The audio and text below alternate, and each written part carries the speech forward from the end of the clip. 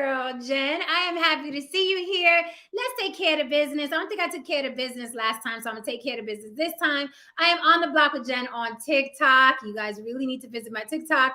I'm also on the block with Jen on Instagram. You can visit there. You can see what I do day in and day out. You know, my little sayings, my random thoughts when I'm at a gig. If you're more curious about me, hit me on the block with Jen on Instagram or on the block with Jen on TikTok. And if you have a show you'd like me to dissect, I got some really good suggestions lately that I'm going to use at On the Block with Jen at Gmail. Okay. That is not a dating app. That is where you come talk to me about something you don't want everyone else to know, or give me a topic you'd like me to address, or if you want to collab with me, hit me on the block with Jen at Gmail. I just may collab with you if you're interesting enough. All right, now that that's out the way, let's talk money because mama got to pay the bills just like every other chat.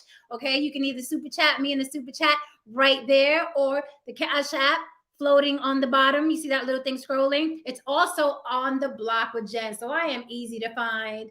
Do not tell me that you were going to buy me a smoothie, but you couldn't find my Cash App. My Cash App is right there on the block with Jen.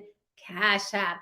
All right, guys. I hope you've been catching the latest shows because they have been very, very, very spicy. Okay. And I'm Puerto Rican, as you guys know. So when I say spicy, I mean spicy. The last few shows have been freaking nuts. My panel is off the chain. I have an amazing cast of characters from all walks of life, and they come with it. I mean, these guys have me screaming at the top of my lungs with the vein popping out the side of my neck, and I'm sure I evoke them to do the same thing. But we always leave with love, even when the verbal fisticuffs gets bloody, and it gets bad in here. But we all survive it and we all come back to have a good time. So I appreciate you all so, so much. Hello to my new subbies. Buckle up. It gets a little bumpy here. Okay, ride with me. Get a little bumpy here. To my regulars, hey, baby. Also, everybody who has a wrench in the chat, you know what to do with them. I'm not going to have anybody acting too greasy in the chat, but you know what I mean? I welcome argument, debates, you know what I mean? Rebuttals and what have you. I am all for it. If you guys want to come up with me tonight, I will drop the link. A couple updates.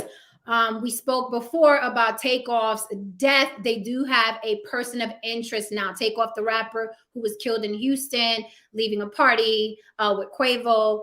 Poor boy, only in his late 20s. He's gone now, right? He got killed in a verbal fisticuffs that turned violent with pistols. Now they have a person of interest, and I'm kind of shocked that they haven't got this guy yet because they have great, video of him. They got him holding the gun. They got his profile. They got his face. They have his build. They have what he had on.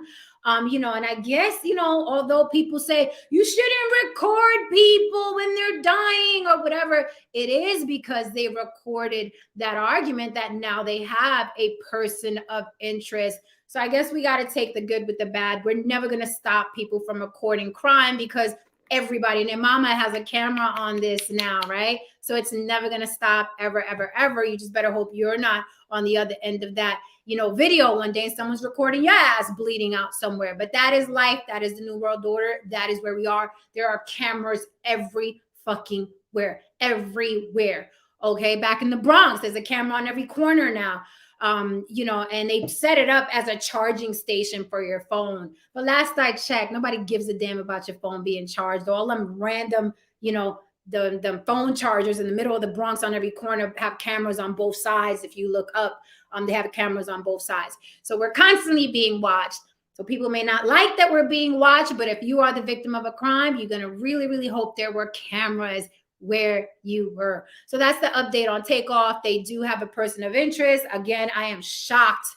The boy must be hiding good, okay? Hiding really good because they haven't snatched him off the street yet, but they do have a person of interest and they have him on video with the gun in his hand. So I'm sure they'll catch him soon enough and we'll watch him handcuffed walking, out the precinct, and there'll be cameras flashing and stuff, and then everybody will move on, right? I thought this secret wedding was interesting of these two girls. I think my show tonight is like my LGBTQ show for some reason. It's going to be very gay. Okay, so hold on to your nutsacks, all the guys that are straight. I know gay people make you very, very nervous. But you will be okay. No booty holes will be harmed in the um, live broadcast or the replay. So these two ladies, Miss Argentina and Miss Puerto Rico, got secretly married. If you're into pageants at all, these are two pageant queens, Miss Puerto Rico and Miss Argentina. Apparently, they have been secretly dating, got married, and all the Instagram is a buzz. Now, talk about lipstick lesbians. Wow. Hotties, hotties, hotties, which is interesting because now the stud is becoming very, very popular. What do I mean by the stud? I mean the girls that are gay and look like guys. And some of these girls make really fine guys, like really fine. Like I'm far from gay. I cannot eat cooch. Salute to men that eat cooch. It is an art form that I wouldn't, you know what I mean? Been there, done that, tried it one time, and it made me respect men so, so much more. I don't know how you guys do it. It is not for me. So I could never be gay, right? But salute to the guys that do. But these are some lipstick lesbians as opposed to the studs that are becoming very, very popular. What's a stud? Like Young M.A. If you know hip hop, if you know rappers, Young M.A. That's a classic stud. But you know, I follow a couple studs on Instagram. They are like fine, like fine, like in a woman trying to be a man version fine, and they work out and they're really built and strong, and you know what I mean. They're not the studs of old, okay? They're not the chubby people walking around with the big denim shorts and the plaid shirts and the short haircut that we see at Walmart. Like these girls are really doing the damn thing. They're giving guys a run for their money. Let me tell you, they're looking like Mr. Steal Your Girl, because these studs are out here pumping iron and they're hot and they keep their hair lined up. So be careful now, be careful. And they eat a lot of pussy. So be careful, guys. Don't get your girl snatched by one of these fine ass studs. In Kanye news, and then I will get to my topic. Do children need both parents' permission for a sex change? In Kanye news, well, not so much Kanye news. I thought this email that I received earlier today was super, super petty. I mean, petty Pendergrass. I mean, petty boots. I'm subscribed to Adidas because I'm a big fan of the brand for many, many, many years since I was a kid growing up in the Bronx. It was all about my Adidas. You guys know the story in the song, right? Shout out to Run DMC.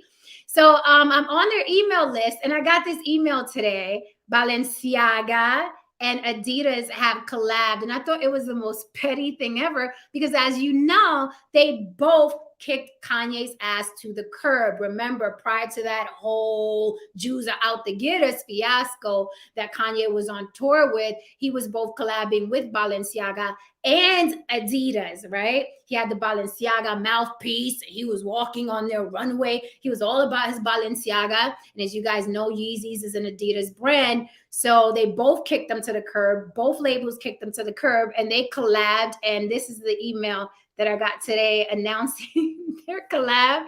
And I was like, wow, these motherfuckers are petty.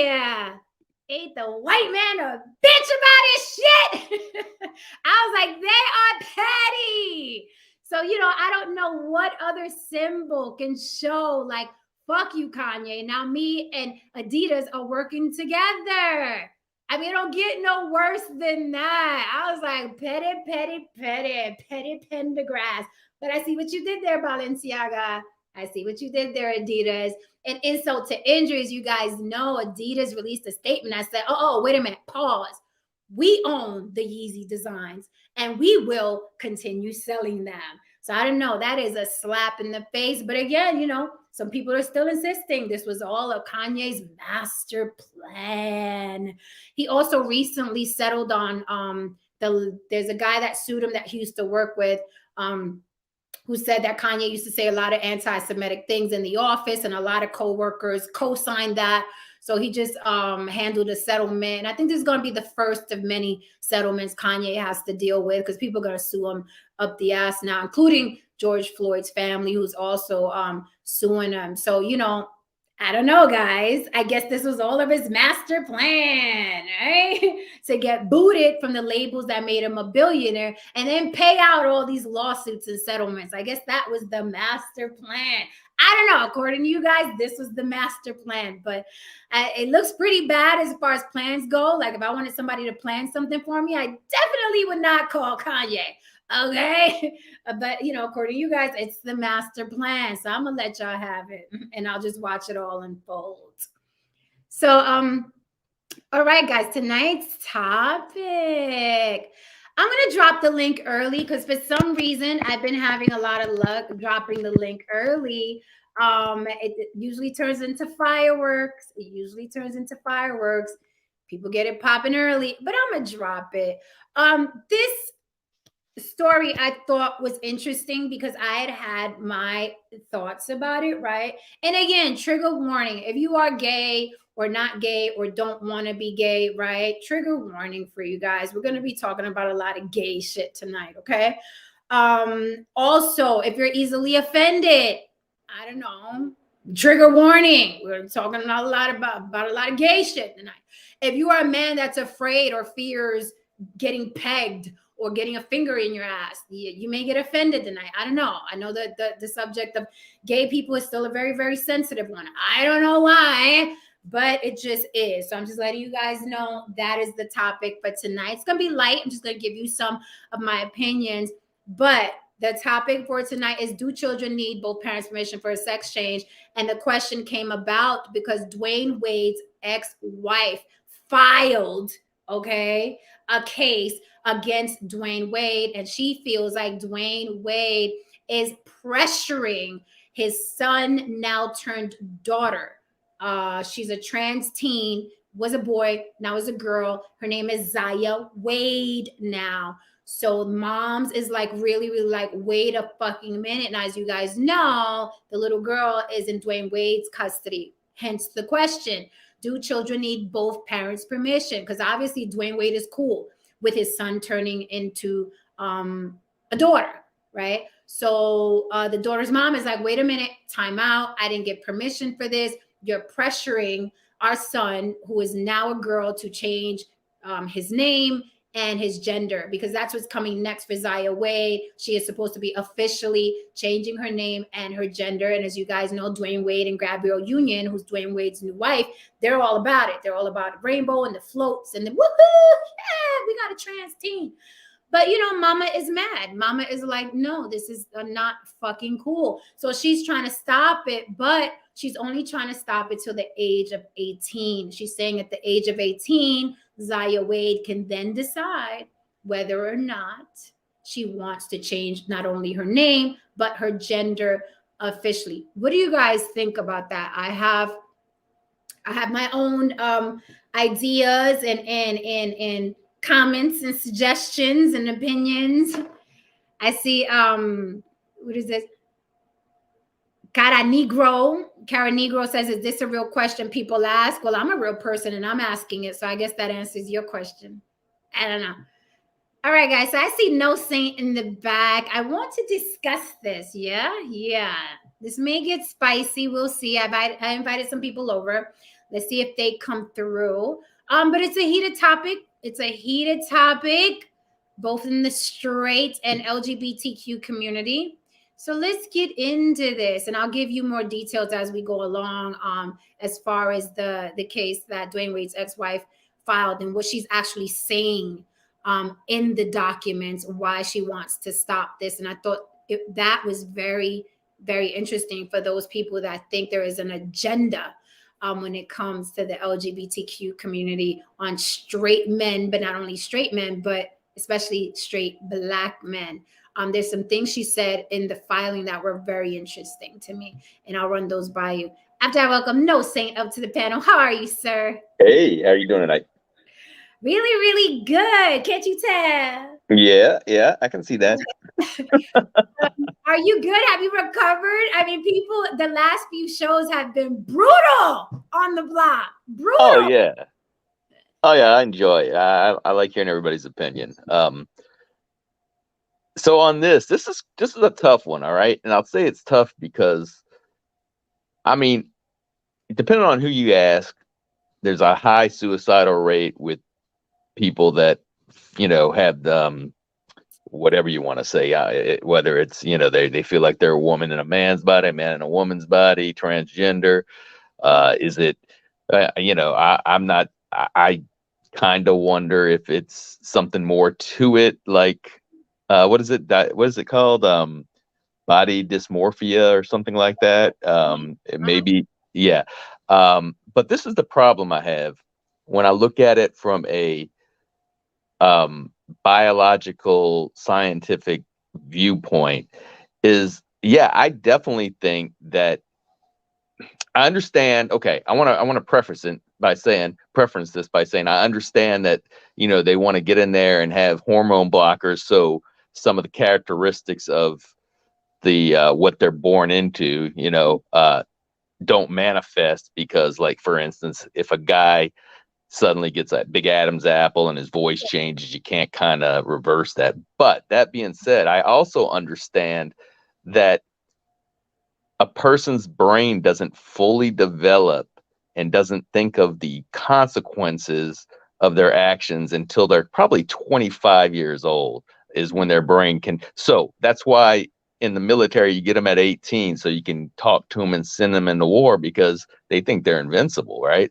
They don't really see they don't. And if any of us who are older than 25, I Mhm. know what I was thinking. I can remember some of the crazy stuff I did at 22, 21 that I'm like, what was I thinking? I could have killed myself type stuff, right?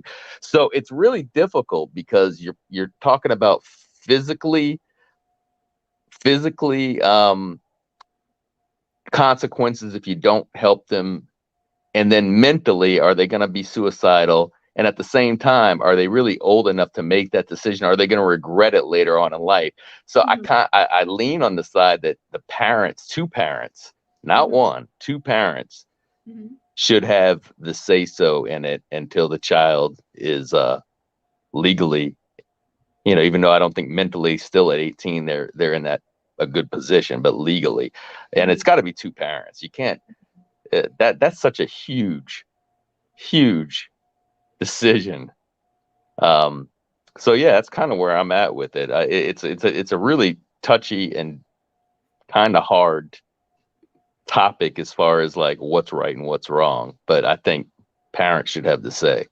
Two parents. Yeah, it's very touchy and it's a very sensitive topic because it's so nuanced and there's so many, you know what I mean? There's so many like pros and cons. Um I am with you with the are you going to change your mind? Only because there are a lot of, and I did a little reading up on this. There are a lot of detransition clinics popping up now. And by detransition, for anyone who's watching, it means that these teenagers who transition, let's say the boys that transition into girls and girls that transition into boys, they start regretting it as they get older. So now they need a whole different sector of medicine to change them back because you've damaged your body with the hormone blockers, or maybe you cut off your Adam's apple, maybe you cut off your boobs, or maybe you cut off your penis. So now there's a whole other sector of medicine that is dedicated to transitioning you back to your original sex. Now, with that said, people are gonna be like, no, gender is different from sex and biology. Instead, it's so nuanced. So I'm gonna talk about it like I'm dumb. Just man, woman, male, female. If someone is of the LGBTQ community and you want to school me, you are free to come up or throw it in the chat or comment after or hit me up on the blog with Jen and Gmail. But I'm going to talk about it from a point of view where just the average person is going to look at it. No, there's only men and women. I'm going to talk about it from that point of view. I always have seen it as deeper than just, oh, I was born in the wrong body. I think it's deeper than that to me. I think it's a lot more mental. Is it a mental illness? Is it body dysphoria? I think everybody's so different. Some people transition and they are solid and I don't want these tits. I don't want to be a woman. And they go out and they're in and this is it. And I want to be a guy. And they're in, they're all in. But then there are the detransition clinics. There are videos that you can find right now on YouTube of people that are 40, 50, even 60 years old that regret that transition. There's a woman in particular. There's a video called "I Want My Sex Back," and she's so old now that she's like, it's not even any point for me to detransition. But had I thought about it when I was younger, I would have never became a woman. And that's deep. Someone that is now stuck like, well, I'm 56 years old. I already made myself a woman. I might as well stay a woman, though I'm not happy. And that's pretty terrible. Now, regarding children, I think what's really bad is that the transition thing, the non-binary thing, the gender fluid thing is a trend, right? We were growing up, it was tattoos, it was baggy pants, it was hip hop, like all the trends and phases that teenagers usually go through, you can put them on and take them off. You could put them on and take them off, right?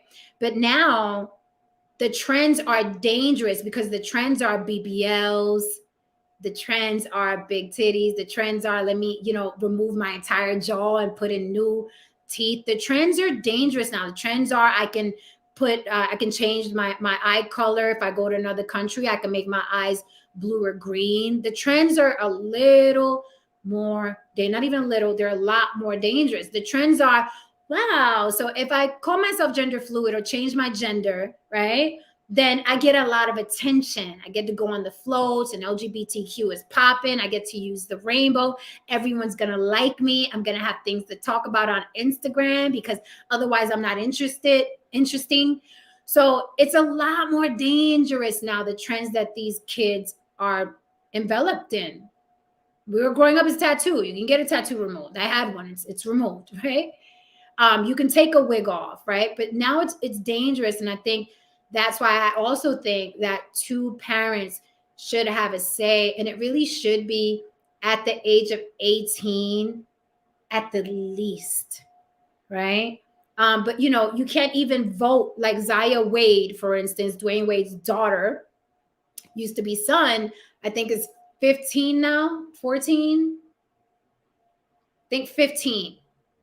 Someone could correct me if I'm wrong, like 14, 15, right? You can't even vote at that age, right? You can't join the military at that age, right? Some states you can't drive at that age. I just don't understand why it's okay to change your entire gender at that age. It sounds very, very dangerous to me. It sounds big pharma inspired if you're into that type of thinking, because there's a lot of medicine, there's a lot of pharmaceuticals that goes into that transformation. I'm gonna pause there and I'm gonna bring up Brother Ish because I have more to say regarding what was in that document that Dwyane Wade's ex-wife filed. Brother Ish. Hey. Hey. I'm back on the block with Jen. Pull up. In answer to the main question, I guess I'm popping in kind of awkward, but it's okay. And I'll put her picture up while you're speaking because you're not on camera anyway. But it's I would say this, if it took two to make them, it takes two to address the issue. I think it's just, I agree with you in relationship to the it's too young to make those type of decisions. Mm-hmm. And many times there are conditions and environments and everything that have those type of thoughts going through one's mind, and as they mature into a better understanding of themselves and who and what they want to be. That's just some of the things that I've observed in different interviews when people have talked about their sexual identity. So that's my opinion. So that's very, very true. Even us as adults, we change. Like, it's like, hey, a woman may be like, I like it in the ass this year. Then next year, be like, I don't want to do that anymore. I don't want to do that anymore. And that's adults. So I just don't see how children, and we're talking about, hormone blockers, people are trying to stop 5 and 6 year olds from getting hormone blockers. At 5, 6 year olds, you don't know what you want to do. Like, they want to be unicorns and dinosaurs at that age. Why are they discussing hormone blockers with children that young? It's scary.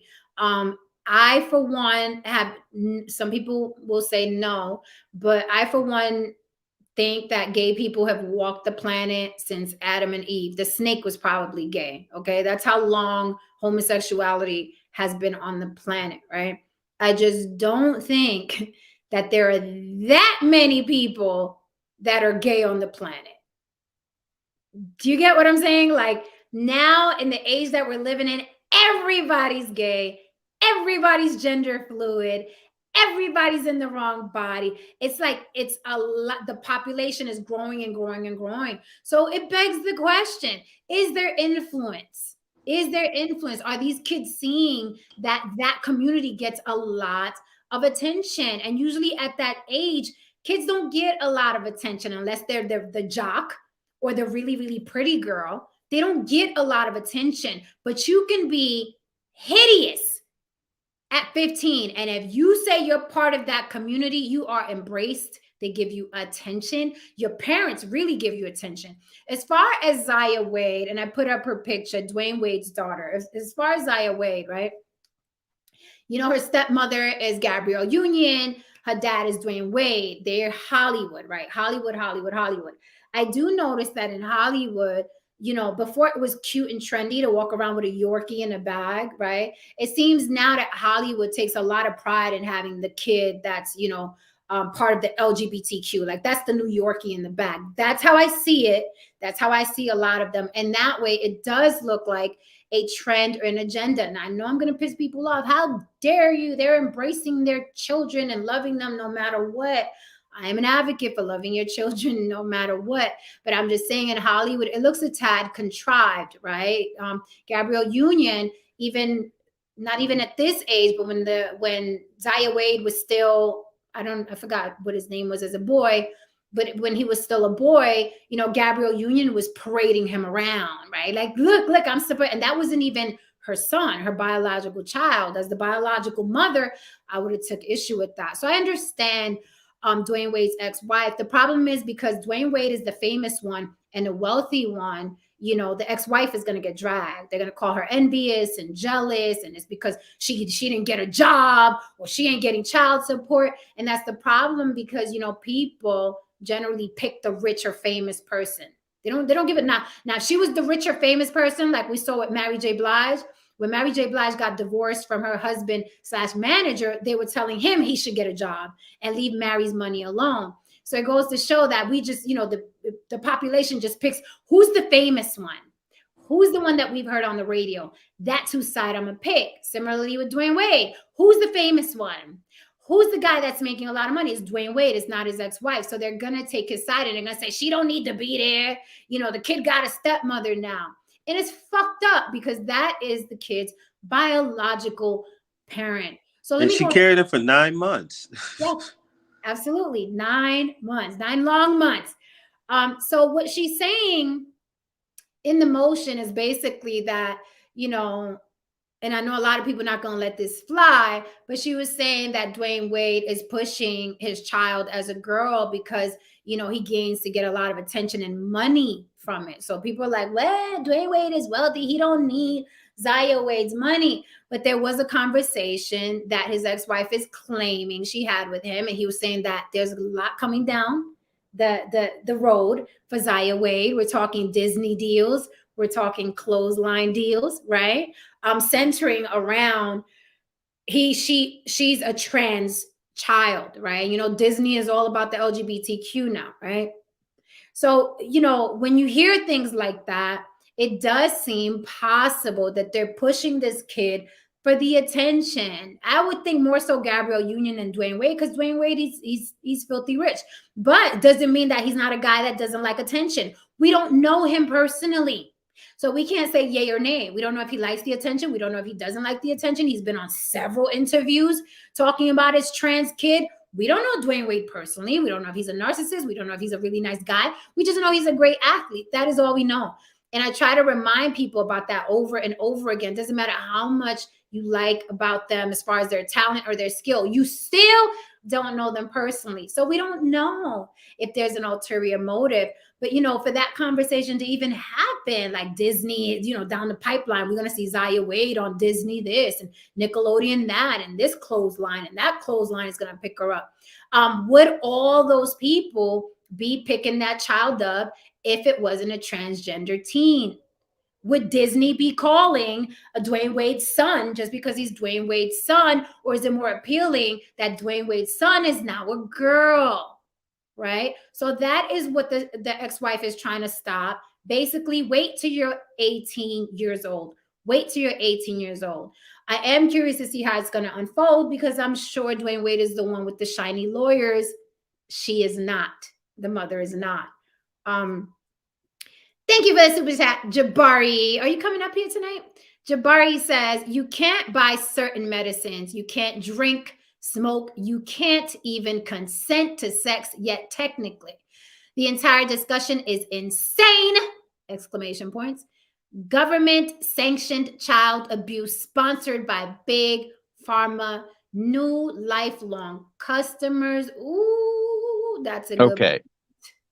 I just have to ask because, and I guess we could Google it, but to me, to say it's big pharma pushing it, you would have to show me how much clientele do they have that's going to buy this medication, because it doesn't, in my opinion, you know, you see it on TV, like you see Dwyane Wade's daughter or son, you see him on TV, you see the famous ones, but when I walk outside, I don't see a whole lot of transgender people walking around, not compared to the rest of the population. So big pharma is going to make money. So if there's a lot of people, yeah, but I really don't think it's as widespread as what we see on TV. TV makes the world small. That's my opinion. That's your good point. But I will say this, if you start them at a younger age, which is happening, right? Then the population is going to grow, because the point is to, like, you know, maybe Big Pharma has on their, what do you call that? Is the running shoes, because they're planning on that marathon. They're not, you know, they're not racing. They're planning on that marathon.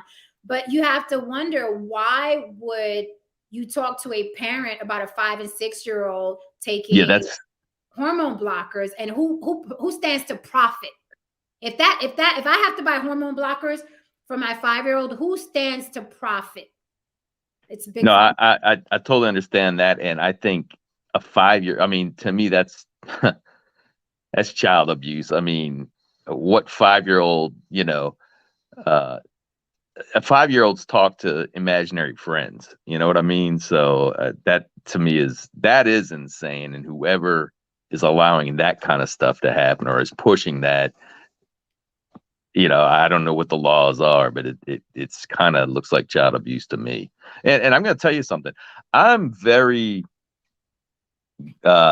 LGBTQ friendly. I mean, I've always had been. I'm in New Orleans. There's a huge population in New Orleans downtown.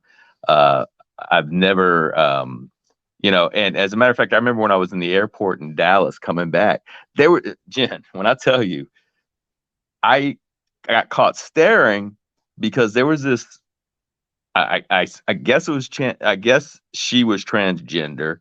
Mm-hmm. But I'm telling you something, you wouldn't say anything derogatory to this person because I mean, the freaking body, he could have beat me to a pulp. I mean, but that's why I was staring. I'm like, I was thinking in my head, like, he must have been an athlete, or she must have been an athlete. And yet she's brave enough, or not brave enough, I guess she's living her best self, you know, dressed as a woman. And I was hoping, I told Erica, I was like, oh man, I was hoping that she would sit next to us, because I wanted to talk to her, because I think it's hard enough living in a world where people are looking at you. And I just want, I want, you know, I'm very friendly when it comes, I want to make people feel comfortable. Mm-hmm. You know, I have a compassion, I guess, but at the same time, you know, going back to the subject, there's no way a kid, it's bad. Listen, I hate, like, my kids aren't on medication, and we've had suggestions, like my youngest, you know, ADHD, put them on these medications, and I've had trouble, like, you know, I'm like, well, that could change, maybe that could mess their brain chemistry, you know. I just don't feel comfortable giving kids medicine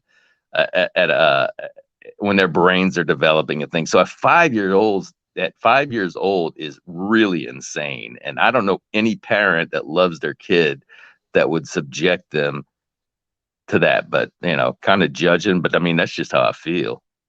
So, you know, I'm gonna pass the mic because Jabari said something interesting in the chat, and I want him to address it on the panel instead. Jabari, can you talk about that, the sexual reassignment?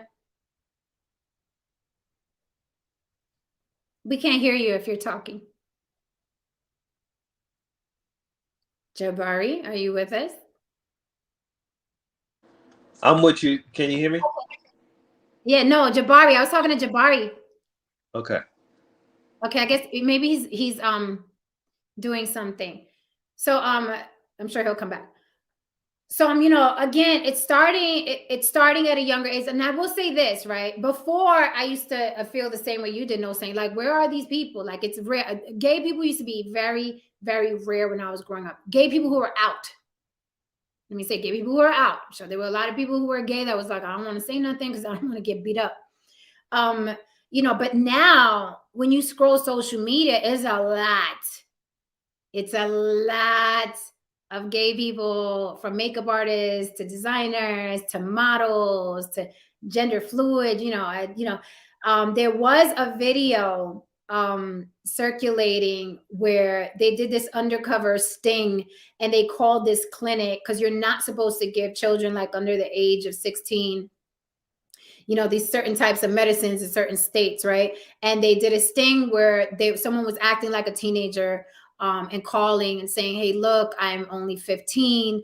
I was wondering if this clinic does X, Y, and Z. And then the nurse would kind of like, whoever answered the phone was kind of like, well, we can, if you come in, we'll, assess your situation, blah, blah. And, so the person kept like pressing, like, so, but can I get this sex change if I go in, if I pay for it? And then ultimately the nurse kind of, folded and was like, yes, you can come in and whatever, so right then and there, you can see that these people are trying to get these children to do this, because you do become a lifelong, I mean, these men that transition into women, they never want to grow a beard, right? They always want the nice thin voice. So they're always going to take those pills and those hormones. So I think anything that ties you in to taking medicine for a long period of time or a forever, I think Big Pharma is behind it. I got to say, because they follow the money, follow the money, follow the money, follow the money. What I wanted Jabari to address was this comment. He said cost of sexual reassignment ranges from $30,000 to $150,000. So of course, if I am in charge of that, company, I'm going to be pushing that, because I want you to come and give me $30,000. Go ahead, brother. No, I understand what he's saying, but again, compared to a gastro surgery where you tie your stomach up, compared to diabetes, compared to so many other diseases, the Big Pharma is making a hell of a lot more money on than $150,000 surgery. 150, you wouldn't even get in Hollywood, you wouldn't get much for 150 for plastic surgery. I mean, that's really so. You know what? The bottom line is the bottom line, and anything that's going to add to the bottom line and it's going to keep the shareholders happy. These folks have no discernment. They're looking at how is this section doing versus that section on the line item in relationship to their budgets and to their finances. And the other factor that's going on as well that we didn't discuss is that in certain areas that the water and the food is so polluted and corrupted that it's affecting the sexual orientation of the wildlife out there. And when I say that, I mean like crocodiles are having smaller genitalia based upon some of the pollution that's in the water. So there's other factors that are also taking place in relationship to an individual's sexual identity that we haven't really denoted yet. It's not really clearly defined. And I just think that we really have to caution that and really address these issues like Jen is saying, that where big pharma and all the institutions that could be making money are pushing this marketing agenda now. And it's, I mean, I think, it's being marketed to us a certain way. I mean, and I understand what No Saint is saying, right? It's $1 billion industry, but here's the thing: I've gone to a doctor's appointment for a physical, and they're pushing shit on me. Do you want this? Do you want that? I'm like, no, I'm good. No, do you want that? Are you depressed? Are you tired? Or they're ready with that book. It's just like the company that owns Banana Republic owns the Gap and owns Old Navy. Now, one would think, well, shit, Banana Republic makes so much money. Why the fuck do they need the low rent Old Navy? Because they like money. And they need to be able to sell to the poor people and the rich people. That's what I would do, right? So it's Banana Republic, Gap, and Old Navy. So I understand what you're saying, but I don't think that Big Pharma is not going to push transgender medicine because they're making billions of dollars with cancer. They have whatever we can sell to these people that come in. Like you made a reference to ADHD or whatever the fuck. Back in the days, kids were just rambunctious and all over the place and just, and then they grew out of it. Now you take a rambunctious kid into his doctor's appointment and they want to know, do you need some Ritalin? We can take care of this kid. We can quiet this kid down. Do you need some Ritalin? Yeah. And that's what's happening. And there are, laws and politicians talking about this because a lot of the parents, like I said, unfortunately for these kids, I really do think that a lot of the parents are also addicted to social media and they are attention seeking, right? Social media is a beast and everybody wants those likes and attention. So a lot of these people have that 5, 6, 7, 8-year-old who's trans now. Now they get to post their child for the world to see and everybody say, yes, girl, yes. There was a child who was freaking the 10-year-old drag queen. He was in bars recently at drag shows and people like, why is this kid at a bar at night performing a drag show? And then his mother got involved. Well, I'm going to support my son no matter what. No, you're getting attention. This kid, he's a child. He's a child. And he was running the talk show tour. He was on different talk shows as the youngest drag queen that ever existed. But the younger you get them, the longer you have them. Jabari said 2,500 is just the pills. Yeah, I know they take a lot of pills for that. Yeah, and I understand, Jen, what both of you are saying, and I think a lot. Okay, for me, this is the thing. For me, when people demonize big pharma, and I'm not saying that's what you two are doing. I come from a different point of view because I know how much my life has been extended due to big pharma. I take several medications for that if I was born 100 years ago, I wouldn't have had access to, and I probably would be dead by now. You know what I mean? So, but both can be true. I understand that as well. I understand that what you're saying, yeah, there is a profit to be made. I mean, I know that because I know that big pharma, you can have insulin for like, $5 a month and they're charging, $500 because they put it in a new pen. You know what I mean? Well, I didn't need the new pen. I needed the insulin. Right. and it has to do with insurance, overpaying, a lot of stuff. So I get what you guys are saying as well. And I take your point. I just, it's again, when you talk about social media and you're seeing a lot more on social media, I think like what you're saying, I think social media may be driving people, well, I can't get on there and get 4 million followers if I'm myself. So I'm going to do this. I mean, some of that could be true as well. I just, but I don't know if it's at this point, if it's, I think social media makes a lot of people panic about a lot of things that I'm not sure if it's like you're saying, you didn't see the gay people when you were younger, and some of that could be because they weren't out. For me, I have 3 boys, and if all of them said they were gay, I'm not going to have a problem with it. But I'm certainly not pushing it. I'm not, because I know that life could be more difficult. But I want them to be happy as well. You know what I mean? But certainly I wouldn't want them to be influenced into being a transgender if that's truly not, what. It's a difficult subject. It really is, but you know what I'm saying. Yeah, and I don't think that you know, people think capitalism is this evil word. I don't think it's evil word. I'm about my fucking money too, and I'm gonna do whatever the fuck I gotta get to get my fucking money, right? So I'm not one of those people like big pharma, capitalism, evil. But you know, it's a business. At the end of the day, it's a business. So I'm not demonizing big pharma. I am acknowledging that it is a business, and they are about their fucking paper, like everybody else who's any other type of business. But I definitely know for sure that big pharma does push their drugs because it does make them richer and richer and richer, not because they're demons, but because it's a business, right? Right. No matter what business you're in, you're selling shit, you want it sold, right? But hey, I take Excedrin. I have a migraine, I take Excedrin and it knocks it right out. So I'm definitely not anti, you know what I mean, medicine. But I do know, even I've experienced, again, when I go to the doctor, these motherfuckers are coming in with names I've never even heard of before. No, I don't want it, ma'am. And they push. I've literally been pressed to do things. Pressed. And I'm like, Yeah. well, you know, you haven't had it in the past 10 years. The last one you did was 10 years ago. I don't give a fuck. I don't want it. Like, you really have to, like, I don't want this. There is a pressure to take that prescription. There is a pressure to get that jab.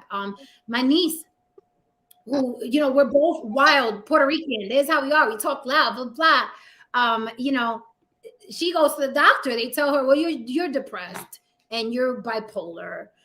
3 prescriptions. 3.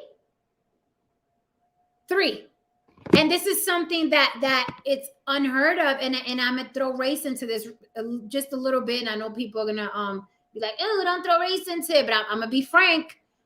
This used to be a white thing. Okay. People that took a lot of prescription medicine was never our thing. It was not. I saw my mother go through hell and back. I see my daddy go through hell and back.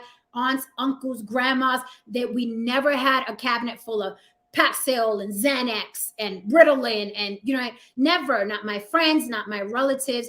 And now I notice that ever since you know, and with the promotion, I'll even bring up hip hop, you know, when Future came out with a song, Molly Percocet, I didn't know what the fuck those drugs were, right? I've heard of cocaine, I heard of marijuana, I've heard of ecstasy. I was like, what the fuck is a Molly and a Percocet? And then you ask the younger folk and they're like, yeah, that's prescription, blah, blah, blah. I was like, what the fuck is that? We've never been into that type of shit. But now it's flooding, right? What I would say our people of color. And now we're doing these prescription medicine. So now it's spreading further and further and further. That's why when I look at Future, when he did that song, to me, that was a fucking commercial to people of color for Molly and Percocet, because I didn't even know what it was. So if I found out what it was after he did it, then that was a commercial.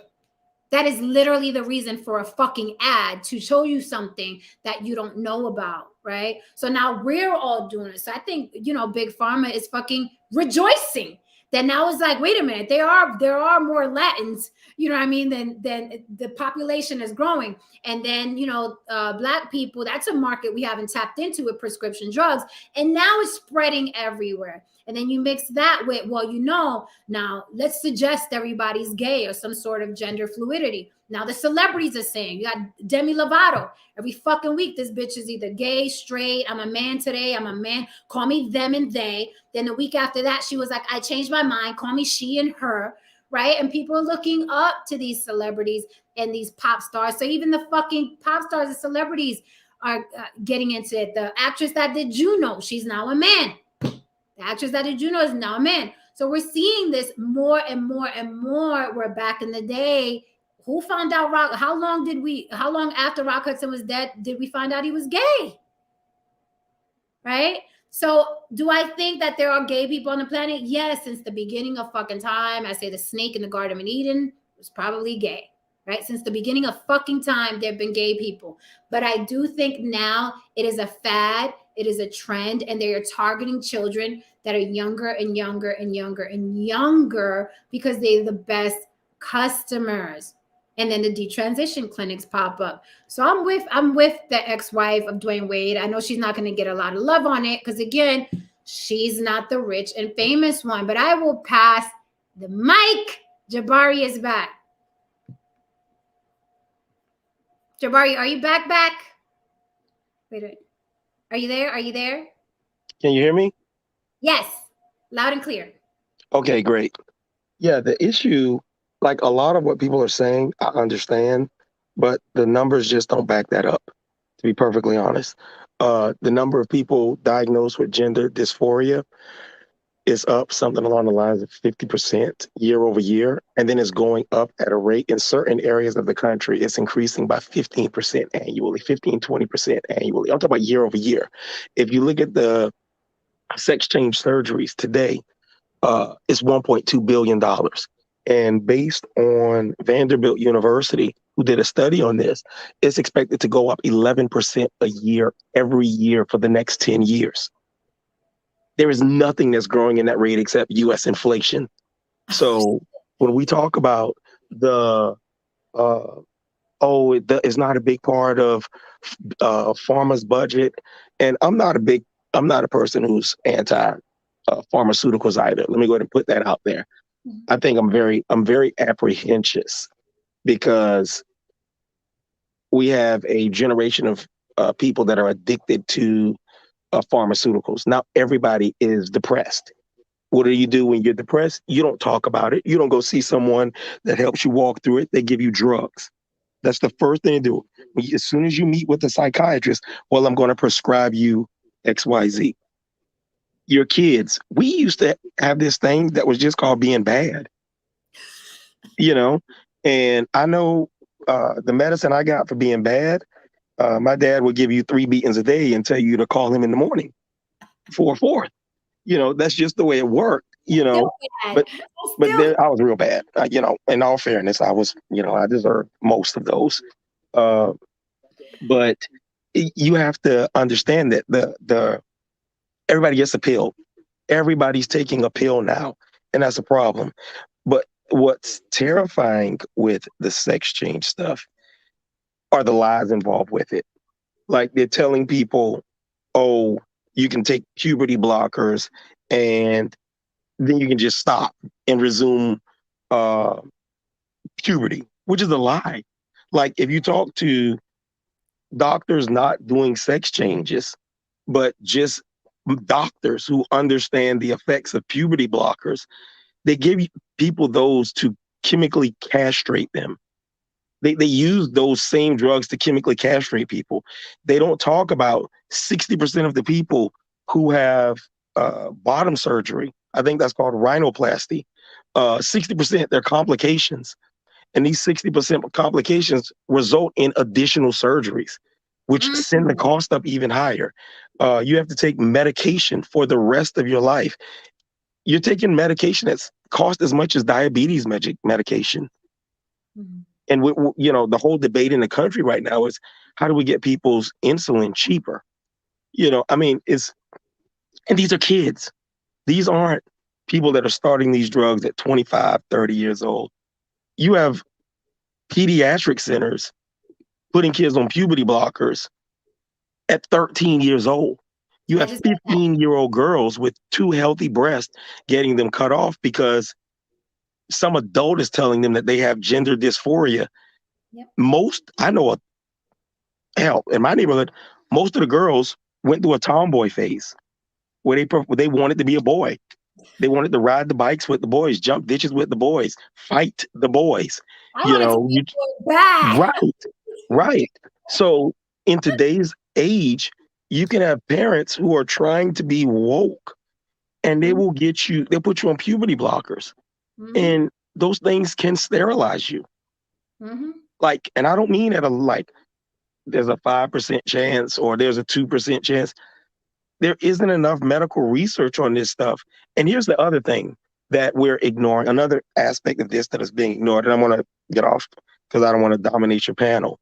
No, But you have a these lot things have been of outlawed. Jen, they've been outlawed in the Eurozone. They were just recently outlawed in England. You can't give minors puberty blockers anymore. It's literally against the law in these places. And these places were leading edge. These were the cutting edge places on studying the studies on gender dysphoria. The results of their studies are leading their governments to stop this. And at the same time, our government is trying to lower the age. Mm. Let's think about that. Other countries are stopping it. Countries who are years ahead of us in the research for this are stopping it. At the same time, our politicians and our social media influencers, who I think more than Big Pharma are driving this train. Yes. Big Pharma is just making the money off of it. They're going to profit because, you know, and I'm as much probably as more a capitalist as anybody. You know, I got stock in Pfizer. I mean, I'm not going to say, you know, pandemic broke out. Pfizer, somebody gonna need some medicine. You know, I'm a capitalist too. So, but you can't ignore that this is insanity. You mentioned earlier, you have people taking their kids to drag shows. Yep. You have adults taking their kids to drag shows. That used to be child abuse. Like literally, there are laws on the books. If you take a kid, let's stop for 1 second and let me give you an alternative perspective. A man takes his child to a woman takes her child to the strip club with her because she doesn't have a babysitter. That woman will be arrested for child abuse and her kids will be taken away. But you go across town and people can drag their kids to a drag show where adult males will strip and gyrate in front of children in a sexually explicit manner. And this isn't some slippery slope argument because there are videos of this. There are literally videos in Dallas, in Fort Worth. This isn't San Francisco. This isn't LA. This is in Dallas. Like the insanity, like at some point, you've got to call crazy, crazy. And we've reached the point in our society where everything is okay if it makes you feel good right now. If it feels good now, it's okay. Nobody thinks about what's going to happen tomorrow. You know, I remember my dad said something when I was a kid, and my dad's tough as nails. You know, like a military guy, tough as nails. He says, I beat you for this because I love you. And I'm punishing you because I love you. If you don't love someone, if you don't love a kid, you let them do whatever they want. Because in the end, that kid is going to hate you for not correcting them. Because the road it's going to lead them down is going to be a horrible place. It's going to be a horrible place. And that's what we're doing. And I always find it funny, and I don't have kids. I always find it funny that people without, a lot of these people that are doing these procedures and recommending these procedures don't have kids, don't want kids. And a lot of them don't even like kids. So, and I don't want to take it down that rabbit hole that I just brought up, but the point is solid. And the money, for those people that are saying there's nothing but a drop in the bucket to to pharmaceutical companies, you don't know anything about the way these things work. You know, $1 billion medicine, like medicine cycle out. Like when medicine becomes generic. Like insulin, right? It's cycled out. Insulin cycled out. That's why it's so expensive right now. Right. It shouldn't be. Insulin should be cheap as hell, but it's not. Not in this country. Exactly. And that's my point. And this is an entirely new industry. They'll be able to come along in a few years. And once again, the medicines that they're prescribing people, the Eurozone has already said these medicines are bad. Yeah. Which means they're going to have to change your medicine and give you whole new medicines. That means these medicines can't become generic.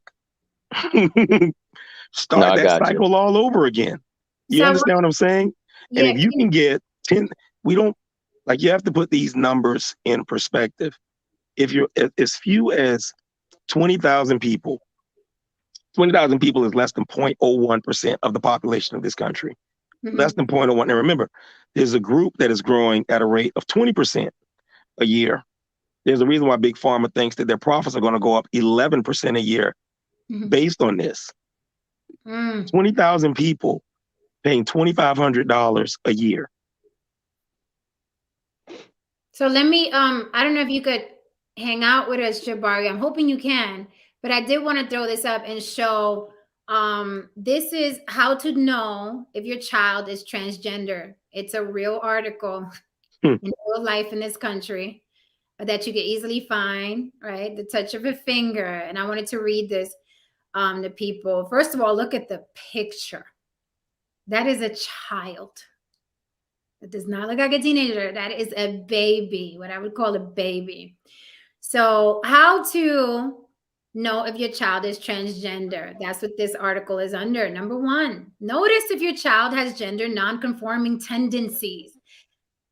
Did you hear that? I mean, and it gets worse. Maybe you have seen that your daughter likes to play with toys that are generally considered masculine. Keep in mind that just because your daughter likes to play with trucks does not mean that she is transgender.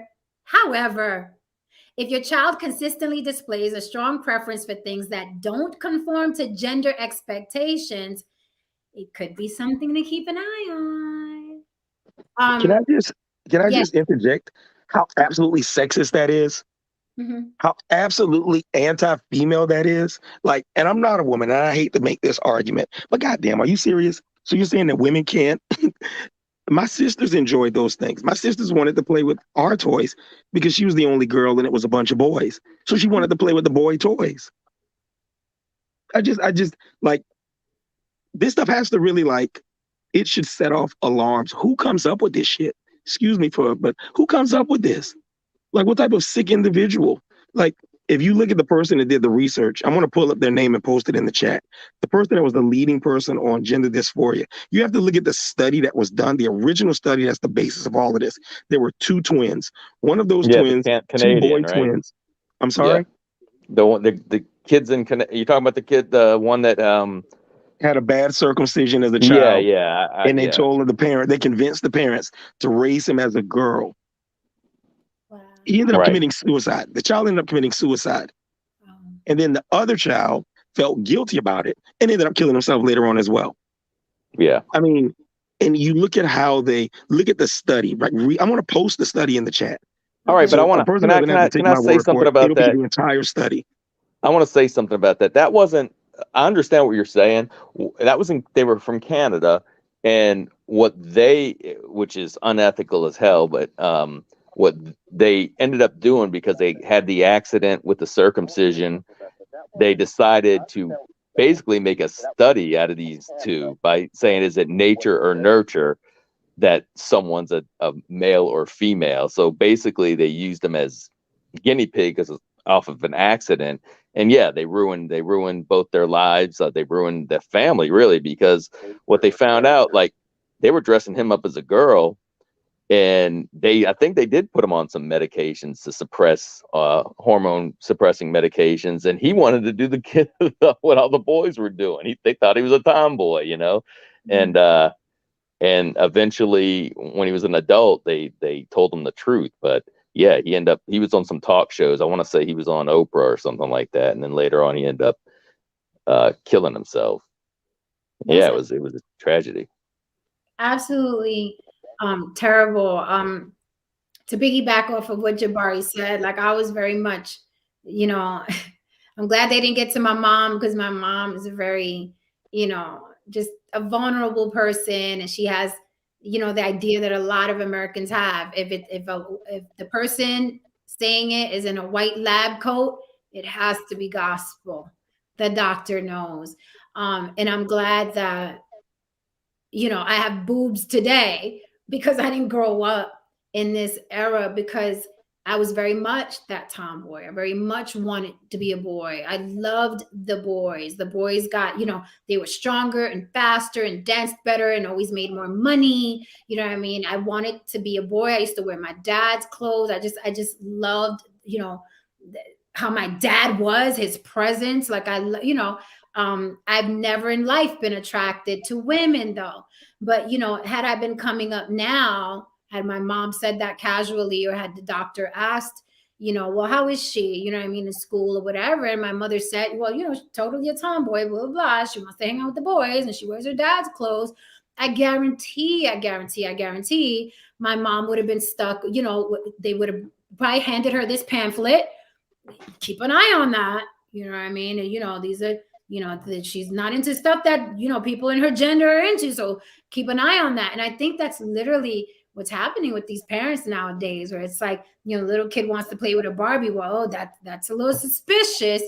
You know what I mean? I think it is very much so being pushed. Going back to Dwyane Wade and Gabrielle Union and Dwyane Wade's ex-wife, I think he's very much being an asshole about it, because I don't care, I feel like he won. When you look at relationships, like the average person would say, well, Dwyane Wade won. He's the one with all the millions of dollars. He has the Hollywood wife. He has the big mansion. He has custody of the children. I think that with that, right? Because things tend to backfire, them tables turn. I think with all that power and fame and glory and money, I think he shouldn't be an asshole and consider what his ex-wife is saying, only because that is his child's mother.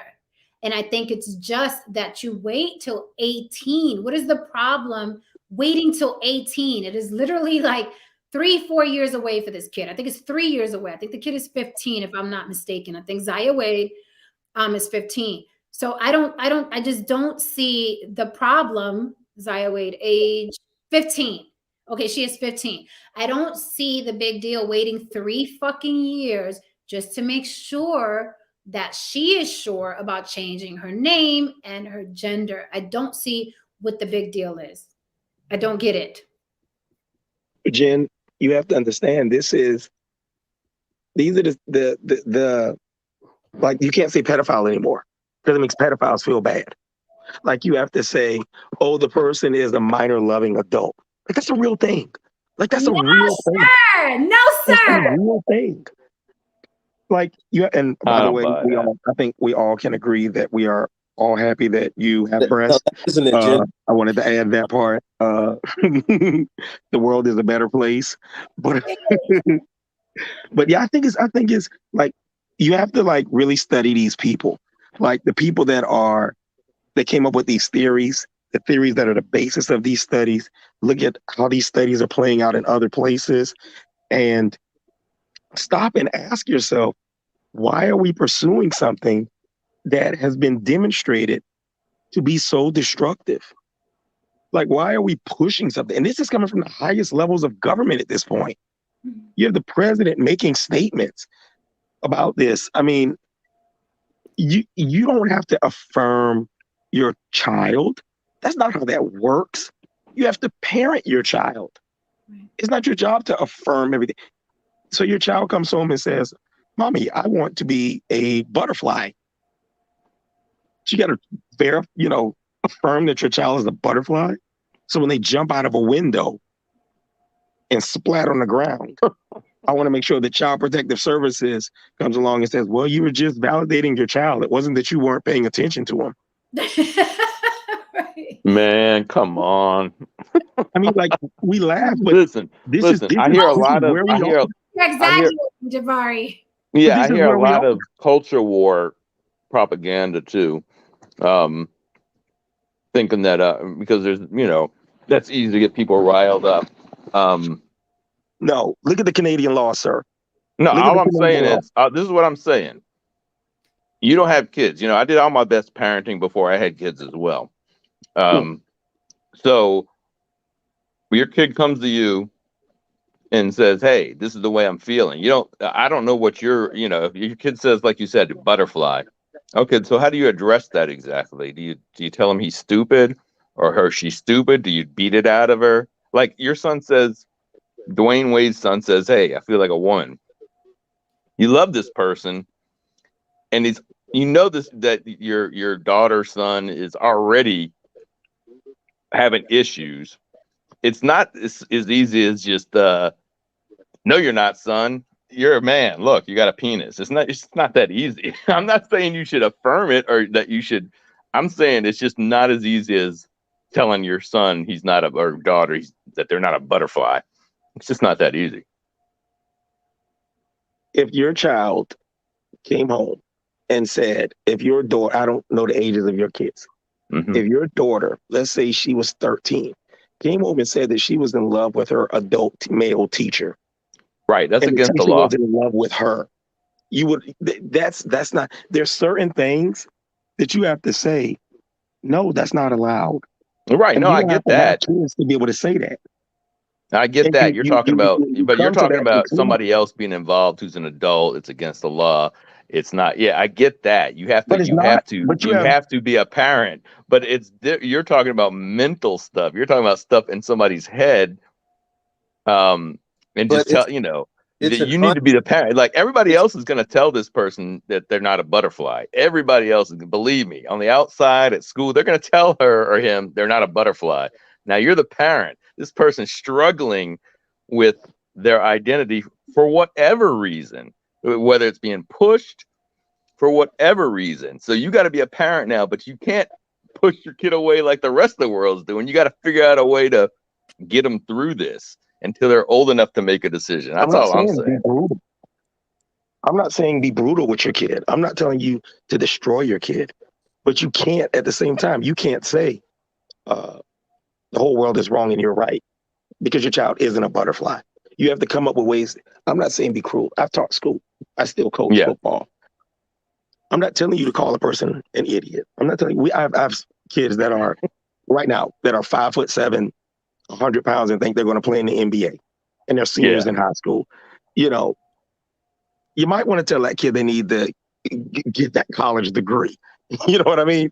Take those welding classes. You can always point you know what I'm saying? And that's not, too, and that doesn't attack. You don't have to attack the kid to give that message.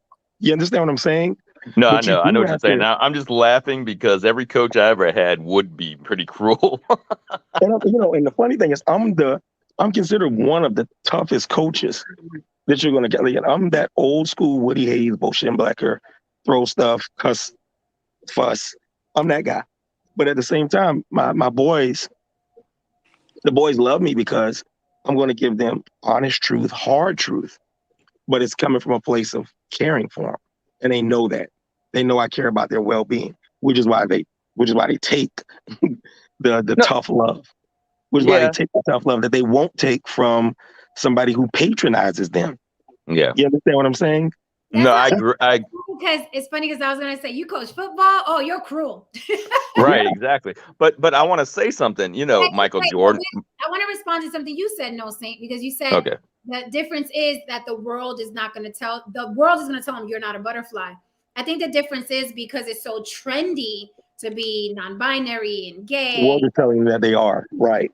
Everyone's going to tell them, yes, you girl, let me do your makeup. And this influencer is gay and that influencer. And Demi Lovato is saying, call her they and them. And the actress from Juno is now a man and you have to dress. So it's different. It's like, it's kind of like, I don't know if I want to try this dish. I don't know. It kind of looks, and then you go online and everyone your kid looks up to is having that dish. So then your kid is like, well, by golly, I want the dish too. And before you know it, your kid is sucked into this fucking world that they're not ready for. So, the butterfly thing, and I want to be a whole different gender. Wanting to be a whole different gender is dangerous. Wanting to be a butterfly is not. Wanting to be a whole different gender comes with medicine and, shots and titties cut off and hormone blockers. Like, it's dangerous to want to be in this country. A lot of times, young people are going through, a lot of, emotions and hormones, and they're not clear what they're actually feeling in these circumstances and situations. I'm a father of 4. So I have gone through, and some of my children went to performing arts schools, which, obviously have, or historically have, a lot of,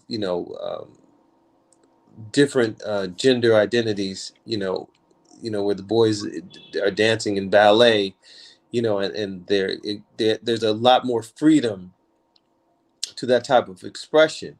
So it wasn't something that was, frowned upon.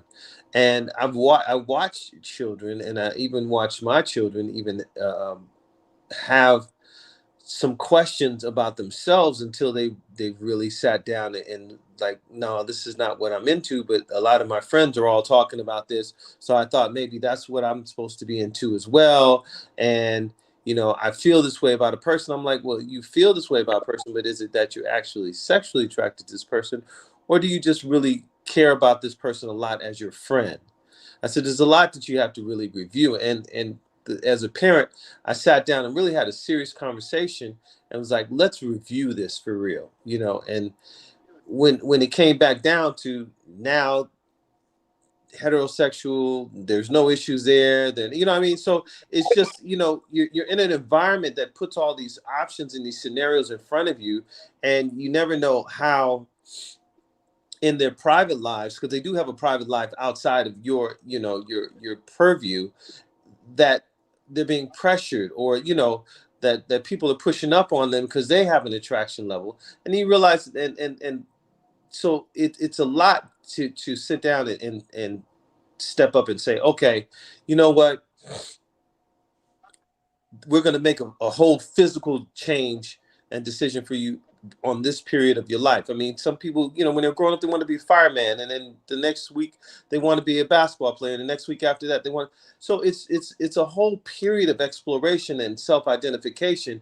And just like Scripture says, "As a man thinketh, so is he." So if you're just inundated with these images and these ideas and these philosophies, you may think that's who you are and what you are, but that's not always the case. And there's been even a lady on YouTube who has a whole channel talking about the fact that she lived a whole lesbian life, and then realized that she was unhappy in that whole experience, and decided that she did not want to live that lifestyle, and is married and has a bunch of children now. I knew women who had bad male female relationships, and then they started dating women thinking that that was going to fix the situation, and they were like, this is more toxic to women together than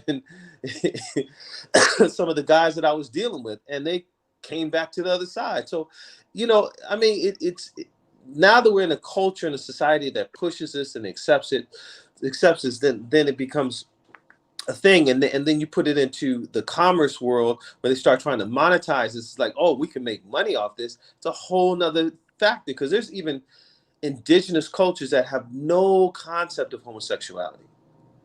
No concept.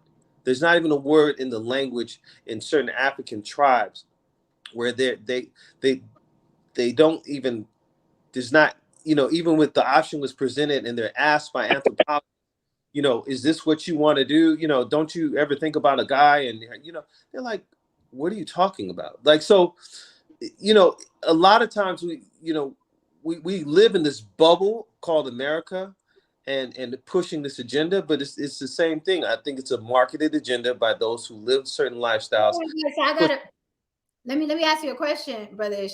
Veganista, you always popping off in the chat. I mean, poppity pop popcorn. I will drop the link if you want to come and debate these guys, or rebut, or contradict, or whatever it is you want to do, mama. Come up. I'll drop the link. Veganista be popping off in the chat. Just popping. Like, no, that ain't it, straw man. This is bullshit. I hate you all. Mama, come up. I would love to hear what you have to say to them, to me. Come up, come up. We appreciate you. Come up. Brother Ish, do they not talk about homosexuality in the Bible? They do, but you know, Wait. I didn't ask you to elaborate yet. I'm still asking questions here. Give me a minute. Do they talk about homosexuality in the Quran? It's a great question. I don't think I've come across that. Blasphemy, fruit. Well, I just wanted, the only reason I'm asking is that when you say, well, you know, American culture, and you know, it said, you know, that there's some tribes you could find where there's no homosexuality. The fucking Bible was talking about pegging. So it's not an American idea, right? It's just like that. I mean, it's been around. Homosexuality has been around for a long time. And I don't want people to think that this stream is like, oh, it's anti-gay. I'm of the belief that homosexuality has been around since the beginning of time. Some people will argue with me, no, that homosexuality started in 1921, the time that the white man and the Asian guy were caught in that cave. I think it's been around since the beginning of time. I think it's a natural thing, but I think that's different than transgender. And you can ask some gay people, like there are gay people that are anti-transitioning. There's like a whole community. I forgot the name. My gay friend told me about it, but there's like this whole movement of gay people that are anti-transitioning. So this is not just me like, and I don't want people to misconstrue what I'm saying. And then I have you know, a Chappelle situation going. Not that I give a fuck, because, you know, I back what I say, but I don't want people to get the wrong impression. I think being gay is a normal thing. I think animals do it, right? Animals change. You know what I mean? Mommy is I think the fucking seahorse, the male seahorse takes care of the babies and whatever the fuck would have you. So you have to wonder, brother Is, and when did it begin? If it's in the fucking Bible, how's it an abomination if it wasn't around back then? Well, I don't, I'll get in line, but I want to comment after everybody. Okay. I'm just, homosexuality and gender transformation. I'm not disagreeing with you, Jen. I'm agreeing. Those are two different things. And saying that someone is homosexual, okay, you know, I'm a person who buys into the belief that homosexuality is something that you're born. You're born with an attraction to the opposite sex. I mean, to the opposite sex, or born with an attraction to the same sex. I believe that that's not something that is learned behavior, and I think they've done studies on that to show that it's not. Now, we have what we call your lipstick lesbians, where it's become trendy to experiment. And these are sexual proclivities that people are flirting with. I posted these two. These two just got married, Miss Puerto Rico and Miss Argentina, and it's all the rave because they're beautiful women. But again, so one of them should transition. One of them should become a man now. One of them needs. I mean, the whole idea that love is whatever you want it to be. It's this guy. there are forms of love that aren't right. I guess that's the bottom line. Like an adult male loving a 7-8-year-old child is not right. An adult female loving a 7-8-year-old child is not right. So just to say all love is good, all love is beautiful, you can't make those blanket statements. The same way you can't say that, well, anybody should be able to transition in Canada, because a lot of people are making points that ignore the reality of where we are. In Canada passed a law. It's called CB, Canadian Bill 16, where by law, parents have to affirm their children's chosen identity. That's a law. And that's a law that could easily be passed here. We say they can't, but we have executive orders for all kinds of foolishness in this country, on the state, federal level, wherever. As a parent, you would have to confirm and affirm something that you know is not true, something that can cause harm to your child. And everybody likes to say, oh, that's not your business. That's not your business, until the government has a say in your household about it. And I mean, if you don't think that can happen, look at how the government's requiring kids to get vaccinated for a disease with a drug that has only thing that's verified their experiment is that the FDA said, oh, you can give it to them now. It doesn't go through the normal time period, the number of studies. All of the studies are small, but they say you got to get this vaccine or your kids can't go to school. Which is basically still an experimental vaccine. So don't say that the government won't do it or can't do it, because they do it, and they're doing it now. So I'll leave it at that. I'm stupid busy tonight. I hate that you having these topics that be pulling me in, Jen. It calling me. Brother Ish, you wanted to respond? No, I just, it's one thing to say to, when you use animals as an example in relationship to, sexuality, that's biologically natural for them. And, when we talk about why certain things are right or not right, you have to look at the results of the activity or the action or the situation. And so when you say, a person having sex with a minor is natural, and that they're an adult loving this child, and they're certain, but you start to see all the mental illness that comes behind it, and all the trauma that is built behind those activities. then you can say, okay, there's something not right about this. When you say that people are committing suicide when they start moving down certain sociological practices, then you can say there's something not right about this. If somebody says, okay, I want to cut off my arm because I'm a right-handed person. I've always been a right-handed person, and this left arm is just getting in my way, and I want to have it removed. There's something wrong here, and there's something that we're not looking at and addressing in a truthful manner, and really actually analyzing it and characterizing it, because there are people who are in power and have influence that want to live certain type of lifestyles that don't want to address the truth. And I believe that there's mental health issues when it comes to this. There's also chemical elements that could be at play, and all this has to be honestly assessed. And everyone seems to be scared in the efforts to be politically correct to really just take a full-on societal social exploration. It does not produce life. Sex makes people. So if you want to be in love with a shoe, yes, you can love a shoe all day. You can love your dog, you can love your cat. But when you're talking about intimacy and it doesn't produce life, then there's something unnatural about it. So now, why is this taking place? And that's the question that should really be asked. Well, but wait a minute. Ish.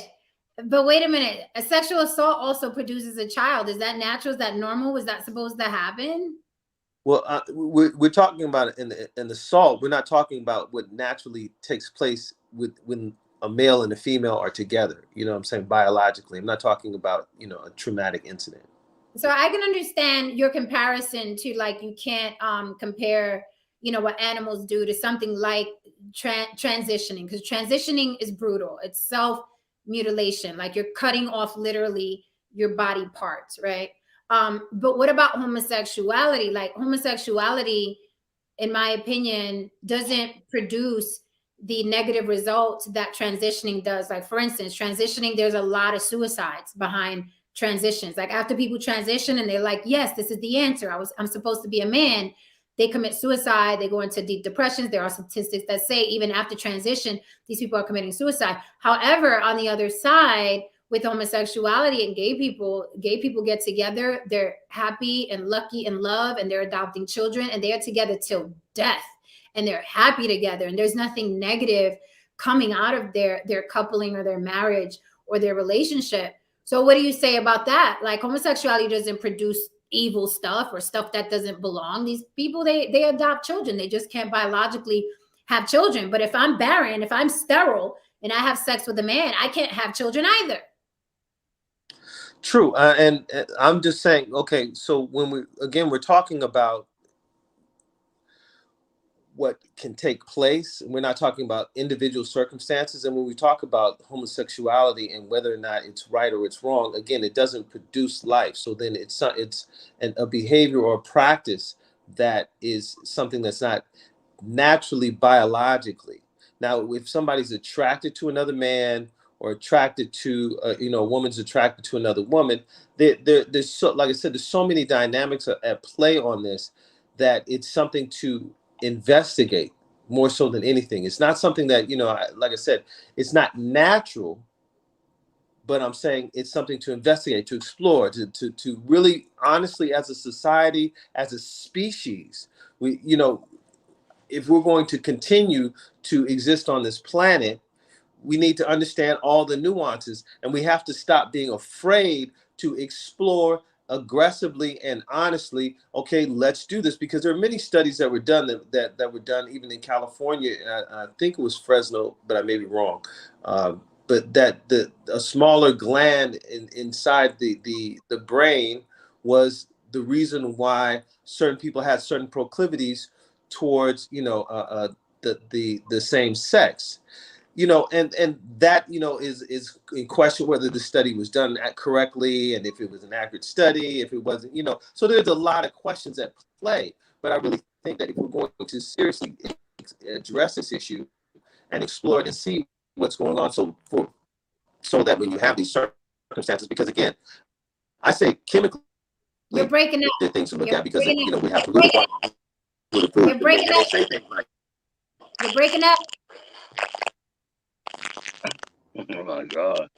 You're breaking up. I don't know what's happening over there. You snap, cracking, and popping. I wanted to say as far as the Veganista, I don't know if you got the right message. Veganista, what the fuck is that? What is that?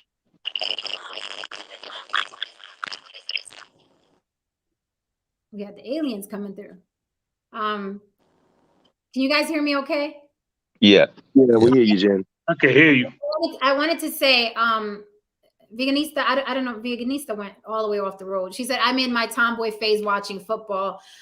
When we spoke about phases, it is, some girls do go through phases. Like I went through my phase, right? That was a phase for me. It wasn't a permanent fixture that I'm no longer a tomboy. I like makeup. Even though I don't know how to do it well, I like makeup. I like my hair done. I like tight clothes. I like showing my body. I like being a girl. I like tea parties and drink the champagne. I'm no longer a tomboy. So I went through a tomboy phase. We're not talking about women that just love sports forever since they're children and teenagers and 20s, 30s, 40s, 50s, whatever age you are. It's not a phase. Like some women just like sports and hot cars and, you know what I mean? And some women are mechanics. We weren't talking about that. We were talking about children literally go through phases that they grow out of. There's a lot of stuff I did when I was a teen and I thought I was going to do forever. And I look back at it now and I'm like, oh, I don't even like this type of music or that type of clothes. So that's what we were talking about. We weren't talking about it's wrong for women to like sports or anything like that, if that's what you picked up. No, Saint, I know I took the mic from you. Did you want to say something before I pass it to? Yeah, definitely. And I'll try to be brief. So I got to push back on some of the stuff that was said. First of all, homosexuality takes place in the animal kingdom. And one of our closest relatives, the bonobo chimpanzees, which is a smaller version of the chimpanzee, regularly practice homosexuality, not for it, almost like to keep the peace, like they my bad type thing. The men and the women rule the roost, as a matter of fact, and they use sex to keep the peace in the tribe. But anyway, that being said, you know where else they don't have homosexuals? Iran. You believe that? Iran says they have 0 homosexuals there, just like the African tribes say they have 0 homosexuality there. I don't believe that. No. You can go into ancient civilizations in Mesoamerica and they'll.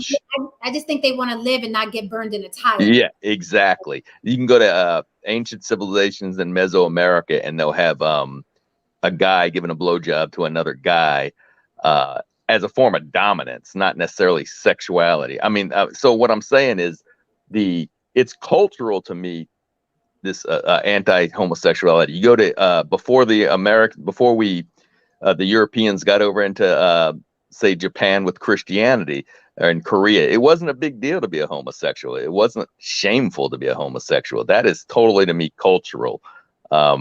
So, and I think we're conflating. I think we start off talking about kids, should they be able to get sex changes and drugs? And I think we all agree before 18, before they're adults, it's no. But that's not the same as homosexuality.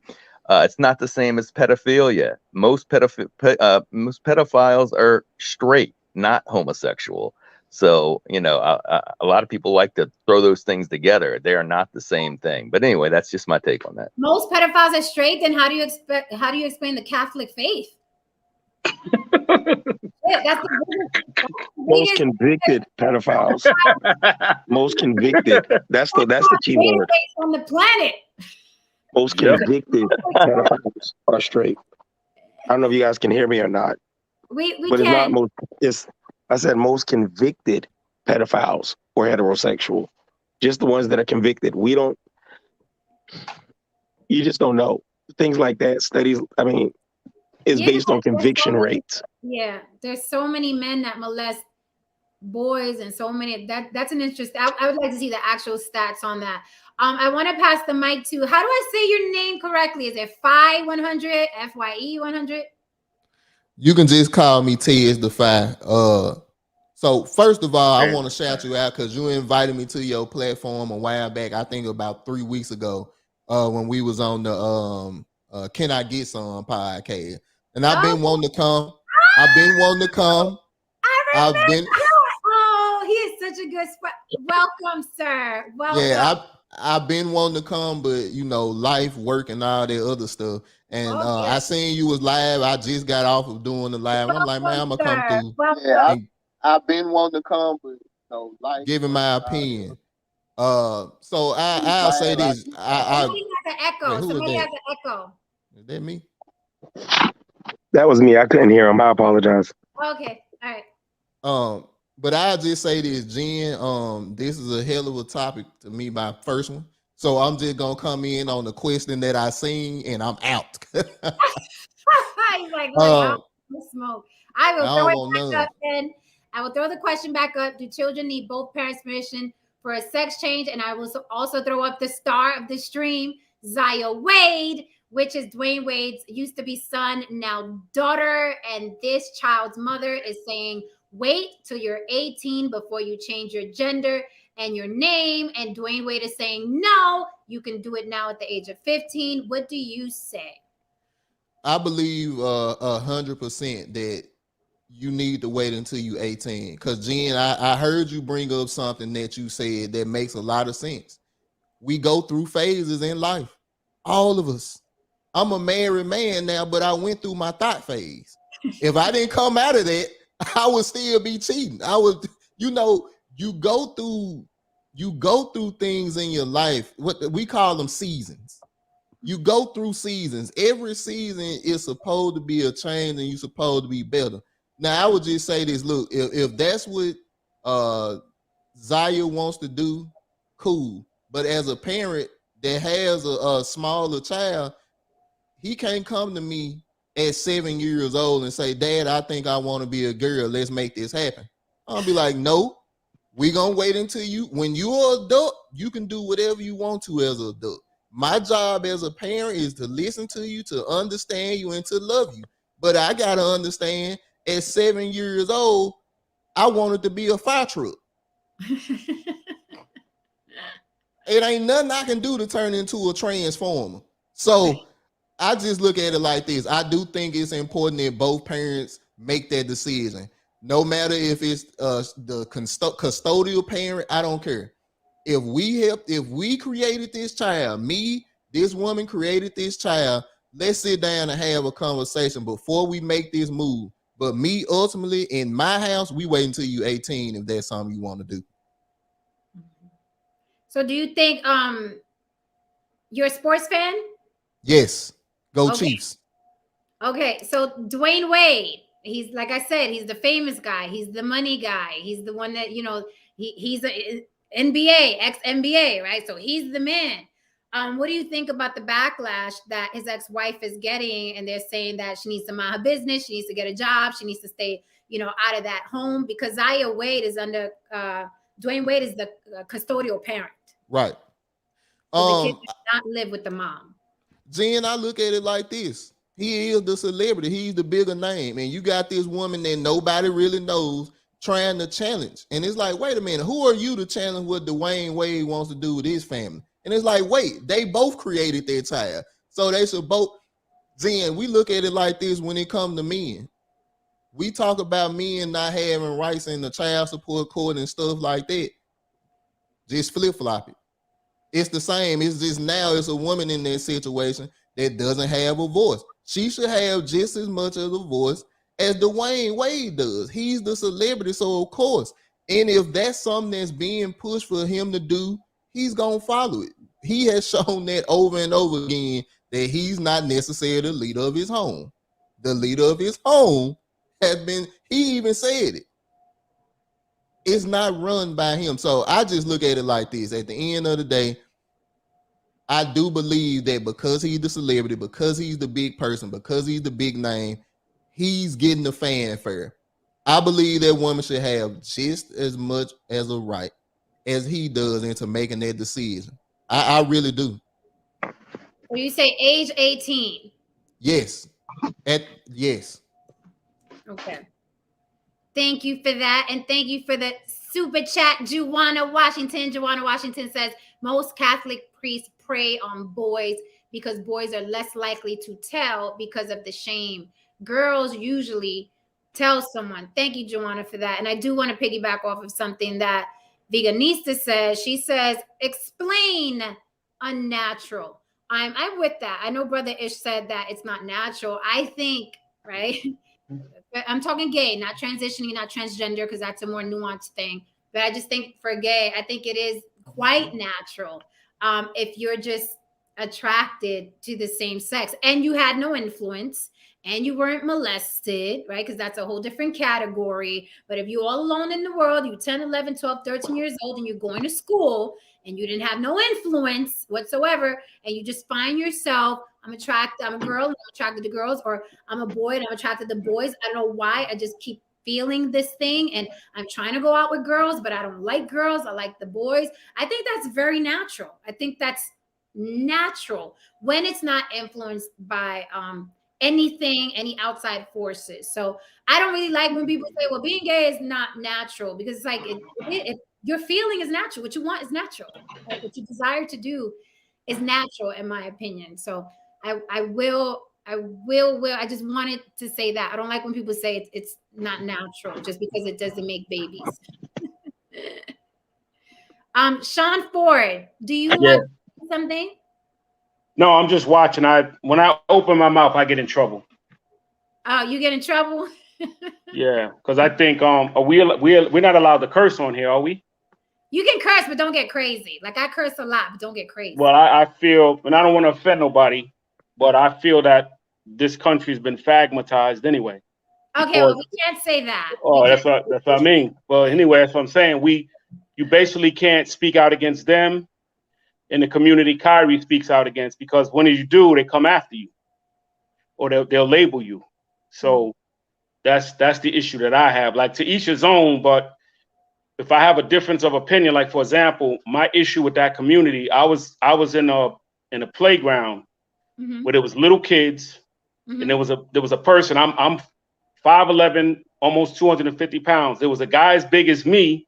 He put a wig on and he wants to go in the children's bathroom because he's saying that he's a tranny. Now you can't really say what you want to say, because now you're offending people. You can't tell me what I am now.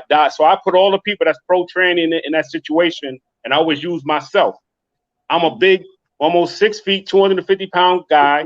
Your daughter's in the bathroom, and I'm putting a wig on saying I'm tranny. How do you feel about that? What's your reaction? Okay. You see, when I throw the shoe on the other foot, I never get no response. I get that same silence I just got. Like everybody's pro something. No, we with the shits here. We'll answer. You were literally asking us how we would feel. Yeah, I'm saying in general, but then people are not for it. They say they are, but then when I said, so I'm going by a preschool where, not a preschool, but a place where there's a bathroom for men and women that little kids could go into. So now I got a wig on, and I'm saying, well, I got to go to the bathroom. Now, your 3-year-old daughter just went in the female bathroom with her little 7-year-old sister. Now, you know what I'm saying? Now you got a problem with me going in there, but then if I speak out against them, I'm the bad guy. Okay. So as far as like the word, like I actually have a gay friend. He was here recently, comedian Ty Rivera. He's very gay, and he uses the word faggot all the time. He calls his friends that. It's like the way women use the word bitch, right? Like it's a term of endearment in their community. I just don't like saying it because I don't know who's going to take offense or not. And I don't even look to say the word, but some people are very offended by that. And again, that's not what the show is about. But if you want that question really answered, gentlemen on the panel, would you like to answer that question? If your daughter was 3 years old, 7-year-old sister, they go in the bathroom, he throws a wig on, no dress or nothing, just throws a wig on and says, hey, I'm transgender, I'm going to use this bathroom. How would you feel about it? Can you be honest about how you would feel? I got you. First of all, I'm the parent. If I feel uncomfortable, I don't let my child go in the bathroom. All right. No, but I'm not. No. Wait. No, let me finish. Your daughter's already in the bathroom. They already went in there. They went in there 3 minutes ago, and I just happened to walk up. And I got a wig on. Now it's a problem. They're already in there. I didn't say they go in there after. I said they're already in there. I'll answer your question like that then. I'll answer your question with that scenario. Okay. If my daughter is too young to be in the bathroom by herself. Now, I'm not talking a 15-year-old. I'm not going to be in there with a 15-year-old daughter. But if it's a 4-year-old, chances are I'm going to be in there. Secondly, there's no urinals, so chances are they're in a booth. So yeah, I'm going to observe. But again, you're saying you are doing you said this happened, right? Yeah, I was in a, yeah, I was someplace. So you're using anecdotal fallacy, and anecdotal that is happening all over the world. I'm just letting you know, you don't have to punch the person out. There's you can observe, you can watch your child and make sure nothing's going on. I don't have a problem with you parenting, but I don't think that's going on all over. My anecdotal fallacy is I've never seen that happen. I know it happens, but I don't think it's happening all over. I don't think it's that as big a deal as what you're making it out to be. That's because it didn't happen to you. Another thing I want to push back on you, because you're bringing up Kyrie and you're bringing up you can't talk about LGBT. Let me ask you something. If I'm on a national televised show and it's my job, and I say something like slavery was like what Kanye said, slavery was a choice, or Kanye said that. Yeah, Kanye said. I said that as a white guy, though. You don't think I'd get pushed back and get taken off the air? You know what? I never really. That's a good question. I don't know, because to me it was a little offensive even coming from him. So I don't think. I got you. I don't think it's a fact that you're white that'll be a problem. It's the fact that you said it. But it's certain things. But we went over this the other day. We went over this the other day with what? Jimmy the Greek. I don't know how old you are. When Jimmy the Greek mentions off the record that black people were better athletes because of the slave breeding, he got taken off the air. So all I'm saying is, you're saying you can't talk about certain people. You're right. But that goes around. That's just common sense. You can't say certain things about a fit that the community thinks as a whole. No, I didn't say. I didn't say offensive things. I say you can't. It's like if I criticize certain communities, I'm called. If I call them on something that they've done, then I'm called anti that community. Not if I'm going around saying I hate this and that. I'm not talking about that like the Klan. I'm talking about if I see something that you do and then I criticize you for it, you can get labeled anti that community. That's what I'm talking about.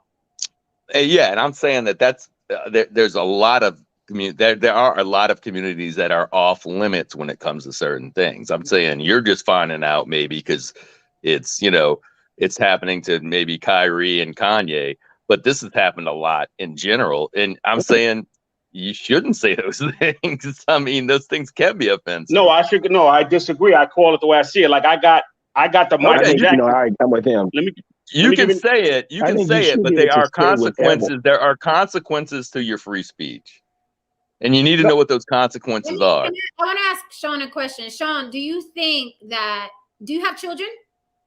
Yes. Okay. So if let's just say your children are young, they're in the bathroom, a transgender woman walks in there, which is a man who transitioned into a woman. You think if a transgender woman walks in there, do you automatically fear for your children? Do you think that person is a sexual deviant? Like, how do you feel when you see that person walking in? Well, it depends on the situation. If I got a little girl, if I'm with like a 5-year-old girl, I might bring her into the women's bathroom because I say, listen, ladies, I don't want to interrupt you, but my daughter want to use this bathroom, if you don't mind. I'm very courteous. So if that person comes in behind me, I'm with my daughter. But if I send her in the bathroom by herself and then he comes up behind her, I might feel a certain kind of way. I might fall in behind him because I got what I call a Michael Jackson rule. And that rule is if I'm at a park and there's a bunch of boys in the bathroom and I got to take a leak, I wait till they come out. Because just an accusation, it don't matter if you did it or not, you're screwed. So that's the policy I go by. I call it the Michael Jackson rule. But a lot of people don't look at stuff like that because sometimes you could just get accused of something and the stigma follows you. Mm-hmm. I've been in that situation where not so much with children, but like the cops thought I did something and they came rambling behind where I lived at, but it was the person I used to live there. But my neighbors used to look at me funny. Mm-hmm. So I don't even like stigmas. Mm-hmm. Okay, so yeah, but my question is like, is it the trans person that makes you uncomfortable? Like do you just in general look at a trans person and think sexual deviant or something is off with that person? No, I just look at it like, well, I'm going to use my own family. I got a cousin. He's a couple of years older than me. When we was little, he's a guy. He always wanted to be the girl. Like he wanted to be, well, let me be the mommy, you be the daddy. Even when we was little. So I knew when we grew up, he was going to be like that. So I understand it. But sometimes you don't know, like sometimes people go to jail and they convert or whatever it is, they get turned out or whatever. So I just got to watch them. That's all. Now, my cousin is harmless. I trust him with I would trust him with my kids or my mother, my father, anybody. You know, me and him, we got love for each other. We still cool. And he's married a man too. He married a big 6'5" muscle bound dude. Dude look like a bodybuilder, but they're nice people. But I'm just saying in general, like I understand, I got a little bit more of an understanding than most people. Because when we was little, I didn't understand why he always wanted to be the mom. I said, no, you older than me. You a big boy. No, you be the daddy. I be the mommy. When I was like 5 and he was like 7 because he's 2 years older than me. So I have an understanding, I think, more than most people. And then matter of fact, when he first got married, it wasn't legal in New York. He went to Maine or whatever and got married. And then that husband passed away and then he got remarried. But, so me and him is cool. So I understand the culture, but I just have certain issues about them with certain things that they do. I don't have a problem with them. I'm against gay bashing. I'm against calling people out their name. But when I'm talking amongst my boys, like when I came out of high school, I was going to go into the military. And back then they threw the F word around like it was like apple pie. But you can't now. My boy that's there now, that's getting ready to retire, he said, you can't even say that now. You could be brought up on charges for that. So you got to watch what you say. Does somebody want to respond to that? I will pass the mic. No, I really do. I mean, when I was a teacher, when I taught school, it was understood that as a male, you're never alone with a student. Yep. Like my female colleagues could be in a classroom, counseling a kid, talking to a kid through their problems. As a male teacher, you just knew. And other teachers would tell you, you were warned, don't ever be alone with a student. Don't ever close your door in a room with a student alone. And because, like you said, the accusation is enough. And nobody cares about the truth once you're accused. Nobody cares even if it's a ridiculous accusation, it doesn't matter. So there's certain stigmas that will get attached to you. But I would like to bring it back to the case in hand, because I think this is the problem with discussing the issue of transsexualism and the transing of kids. We always go down these rabbit holes. And I don't mean just this panel. I mean, in general, things like pedophilia come up, homosexuality come up. They're irrelevant to this conversation, to be honest. This conversation is about people that aren't old enough. That society, our civilization does not allow you as an adult to make the decision to say, I can allow my child to have sex. I can allow my child to drink. I can allow my child to smoke at this age, or allowing parents to make these life-altering decisions for their children right now, these life-altering decisions. And I think that that's something that we have to be, I think that's what we need to be paying attention to. I mean, that's really what we have to be paying attention to. All of these other discussions are, and this is no disrespect to anybody, and these are all conversations that should be had at some point, but these aren't germane to this conversation. This conversation is about what's going on in the world, and whether you like it or not, whether you think this is happening. In Canada, they have passed a law where you have to affirm your child's gender. I posted the link to the law in the chat. It's the law. So as a parent, if your child comes to you at 7 years old and says, Mommy, I like playing with trucks, I'm a boy, and you're getting a divorce, this is happening right now. Two parents are getting a divorce. The mother is allowing the child to start taking puberty blockers. The father told the child that she's a girl, not a boy, and just wait and see if you grow out of it. They consider that child abuse and grounds to cancel visitation for the father. That's an actual thing. That's an actual case in Canada. This isn't, and we all know that Western law, our laws are based on precedents. That's a precedent that's been set in Canada now. If you think that these things can't happen, give it time and keep ignoring it. Sheesh.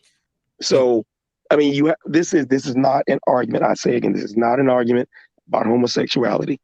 What two consenting adults do is their business. Your sexual proclivities are your sexual proclivities, as long as you're consenting adults. Full stop. pedophilia is wrong.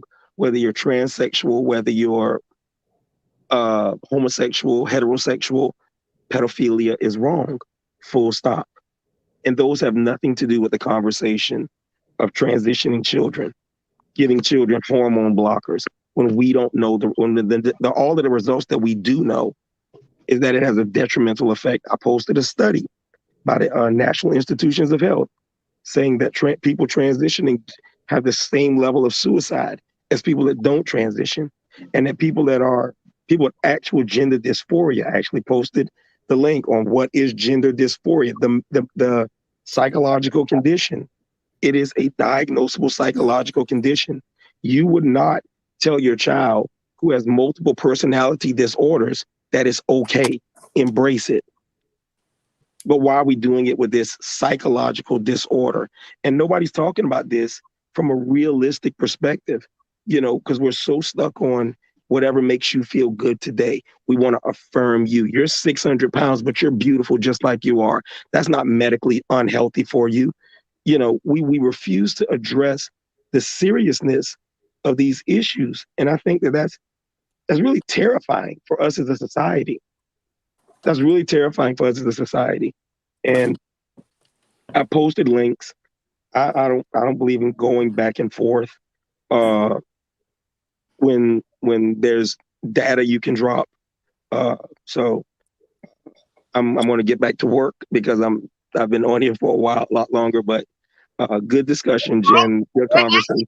Jabari, we're actually closing out soon, but I have a special guest on the panel that has a lot to say about this, but we cannot keep YB Limited long because I know you have to get ready for tomorrow. Jabari, I also agree with you. I don't think one thing has to do with the other, but unfortunately, when you have an acronym like LGBTQ, they all fall under the umbrella, and the conversation tends to spill over into all the letters, right?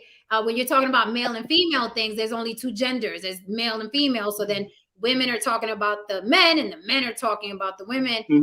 You go LGBTQ, like it just spills over into all the letters. We talked about lesbians tonight. We talked about homosexuality. We talked about trans. Let's talk about non-binary. YB Limited. Hey, everybody. So I don't know. I feel like I missed a lot because, like you said, the last few shows have been very spicy, and I have enjoyed every bit of it. Okay. So I identify as for commercial purposes trans or non-binary. Okay. So what non-binary means is I just don't pretty much put too much emphasis on it, right? So I'm just a human at the end of the day. That's how I identify for real. Like if you were in a conversation with me, I'm just a human being. Now there was somebody. Oh, I came in when you were just talking about the letters, the LGBT LMNOP. That bothers me so much. I don't typically like the letters too much because I feel like it's counterproductive. And I feel like it's taking us out of one box and putting us into another box, right? And it's like, but I also understand that for identification purposes and because of what I do for work and things like that, people look to identify through those letters. So, I use them. Now, when it comes to the topic, this is a very, very, very tricky topic. I don't know how much you've already discussed, but I have some strong feelings on it. They may not be what most people would think they would be because I'm not the typical trans, non-binary, LMNOP, individual. I don't go with group thinking. I don't go with hide mentality, or anything like that. I go with my experience. I go with my research. I go with other people's firsthand experience. And what I find is that a lot of people who have strong opinions on these topics don't have any of those three things. They have no firsthand experience. They've done no unbiased research, and they don't sit down and have a conversation with someone who has firsthand experience. And I think it's because of how you said it earlier. They're afraid that they're going to turn gay or something like that. It's so weird. I don't know. But if it worked like that, trust me, I would not be trans, okay? Because my parents have tried to beat it out of me. They've tried to pray it out of me. They've tried to convert me with all kinds of what is it? The olive oil that you know, all of that good stuff, right? What they call anointing oil, right? That's the yeah, all of that good stuff. And so it just doesn't work like that. Now, this is where it gets a little tricky when it comes to Dwyane Wade's daughter. Let me say, when I was, from as early as I can remember me being aware of me, I knew who I was. I would say I didn't know who I was specifically, but I knew I was different. I knew I was nothing like my brother and any of the males in my family. Let me also dispel another myth that a lot of people have. They think a lot of us have been molested. That is not my story. A lot of us were born in single parent homes. I grew up in a very loving, they love me, but when it came to this topic, this is where we had issues at. But my parents were very hands-on. My family's very hands-on. All of those things. So we can take all of that away. But I knew that something was different with me. So a lot of children that are in my position, they know that something is different. Now, this is the part where I'm like, okay, now we have to be very, very, very careful now, because I heard someone say earlier that your mind can change.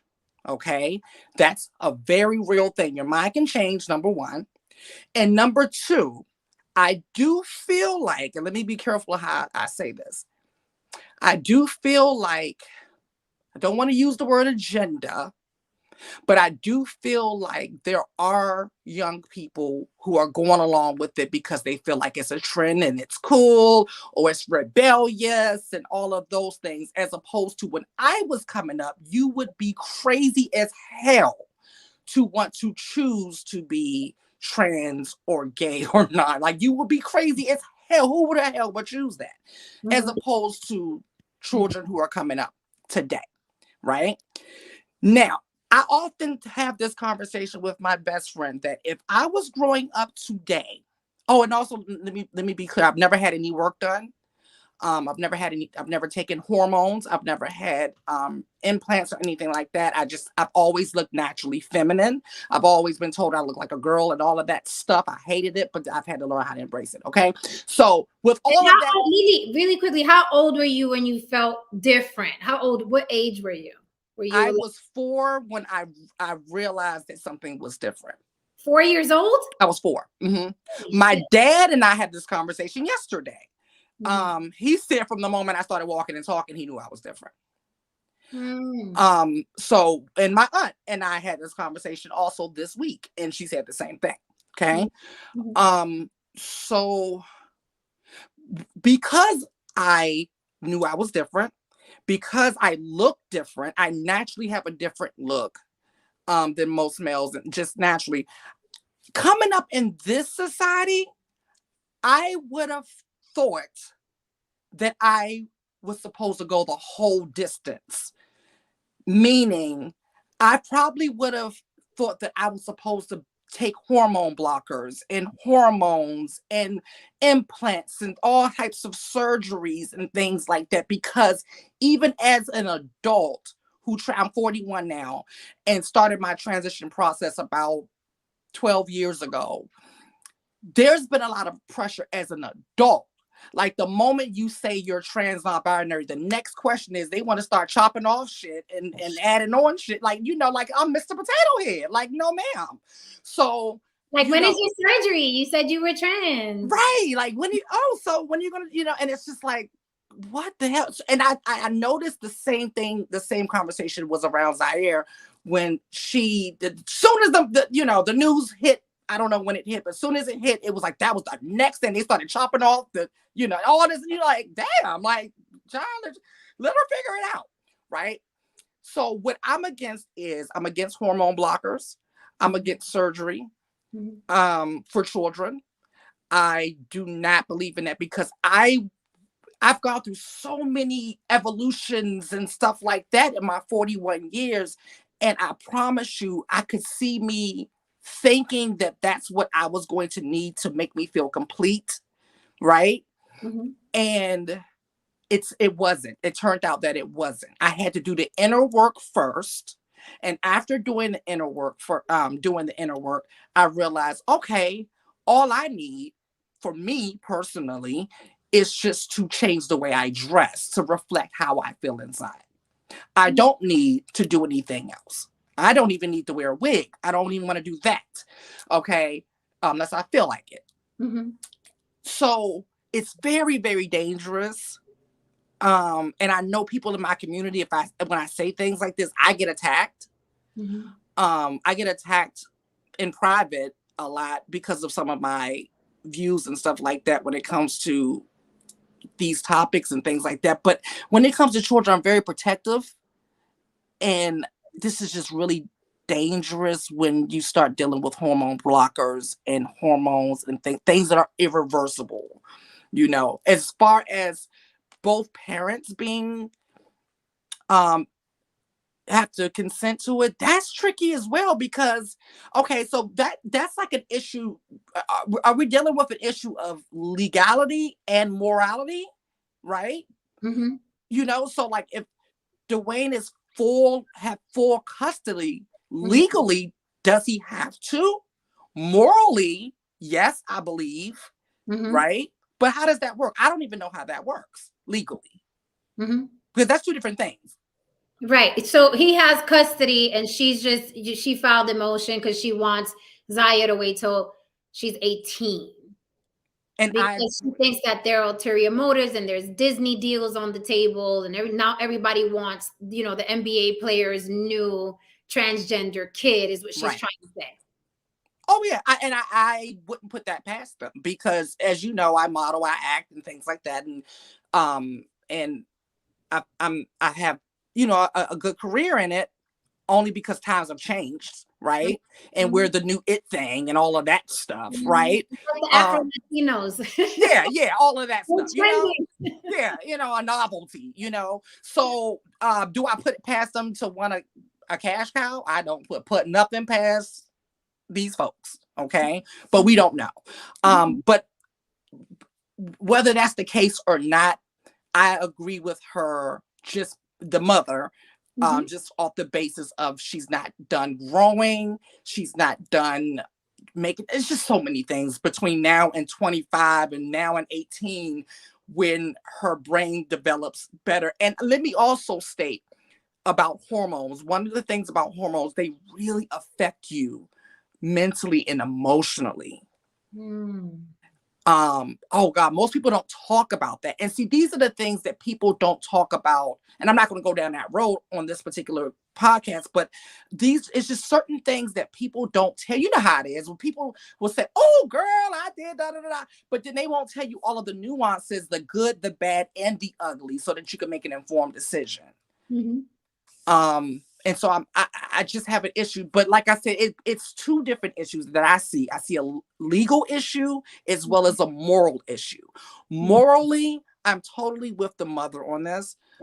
Legally, if it's legal for the father to be able to make it, then that's his child and he gets to make that decision. People fuck up their children all day long, So yeah, that's pretty much where I'm at with it.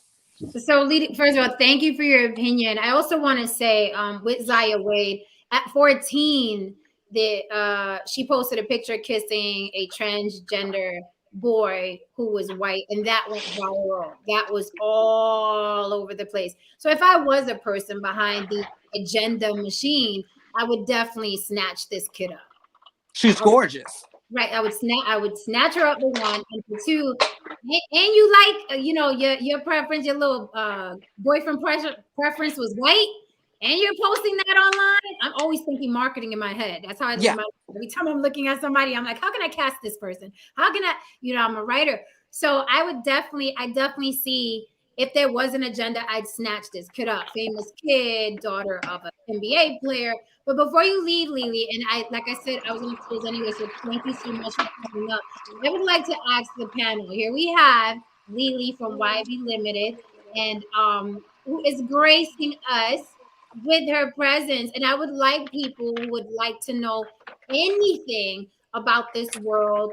She just said a lot of us are speaking, not having experience, having a conversation with these people that we're opining so harshly on. We don't know somebody personally. We're not experiencing it in real life. So there's someone on the panel now. Does anyone on the panel have a question for Lily? Yes, brother. And I'm not sensitive either, so shoot, go right on ahead. No, I kind of got that impression based upon your candor, and I respect that, and appreciate that. When you said that you felt different at the age of 4, what does that mean? I mean, can you expound on what different meant? In layman's terms, I felt fierce. And I'm gonna tell you what that means, right? So, I think my mother went through this phase where she thinks that she turned me how I am. Okay. This took a lot. Why did she say that? What makes you say that? No, why did she say that? You said your mom says? No, she's never said it. Oh. But I strongly believe this for a lot of reasons, and even my friends say this, because I've gone through a lot when it comes to healing behind this topic, right? And so, and I did a whole movie, I did a short film about this, about my life. So with this, okay, so you have me, you have my brother, okay? Naturally, right? I was always obsessed with my mother's looks, my female teacher's looks, and Barbie, all of those things. I was naturally attracted to those things, to the point where I would steal my cousin's Barbies to do my cousin's Barbie's hair, and dress Barbie because my cousin just wasn't doing a good job. Okay. So she had to lose Barbie. So I feel like, and so when my mother would go to the hairdresser, I will always have to go with her. I will always, beg to go with her, because I wanted to try to play a part of how she got her hair done, how she got her nails done. I want to pick out her clothes and all of those things. My brother, on the other hand, he's the complete opposite of me. Okay. Even though we're super close, he's the complete opposite of me. And he's extremely masculine, not toxically, thank God. And he didn't want to do any of those things, right? And he would go kicking and screaming if he had to go, right? And so I was always wondering, like, why don't I want to play football? Why don't I want to do these things? Like, and they would try to force me to do it, and I would do it kicking and screaming, and all of those things. Like the clothes they would put on me, that's not what I wanted to wear. Like, I didn't feel fears. That didn't make me feel like how I felt inside wearing those clothes, even as young as 4 and 5. Okay. I just knew what I wanted. I knew what I wanted to wear. I knew that if I had hair, I would want my hair to look like this. And I spent my whole entire life up until I had the guts to do it in my head, living a whole separate life. My whole life. And if you probably most likely wouldn't be able to relate to that, like when you're putting on your 4 and your parents are dressing you and you're just thinking like, okay, I know they're putting this on me, but in my head, I'm wearing this today to school. So Lily, can you elaborate? Because I know people on the panel and also in the chat right now, they're saying, how does somebody remember something when they were 4 years old? People don't remember things when they were 4. Well, I'm a people and I do. So, I mean, that's just I remember stuff when I was very young. So I have a very vivid memory. Okay, there goes your answer, chat. Yep, I have a very vivid memory. But people want to they want to always try to discredit it because it's just like it's too much for them to take in, and I understand it. Trust me, I get it. Because there's some stuff that I don't understand. And I'm like, okay, cognitive dissonance, I can't do this. Let me find a reason to discredit this shit because I can't do it today. So I get it. I totally get it. Okay. Any other questions for Lily before we close? Brother Ish, you got your answer?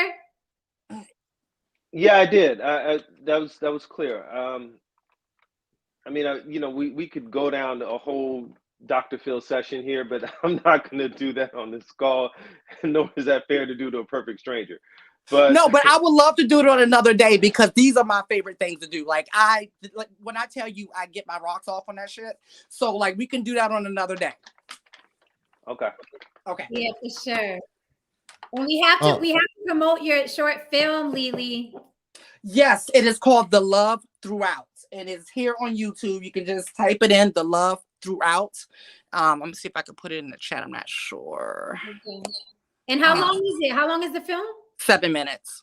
It is 7 minutes, y'all. Y'all can give Lily 7 minutes to get an understanding of her journey. I saw bits and pieces. It's a tearjerker, but it is 7 minutes long. It would be really dope. We waste a lot of time doing a lot of shit. We can give Lily 7 minutes. We give a lot of people hours and hours and hours. We all watch Game of Thrones for like 10 years.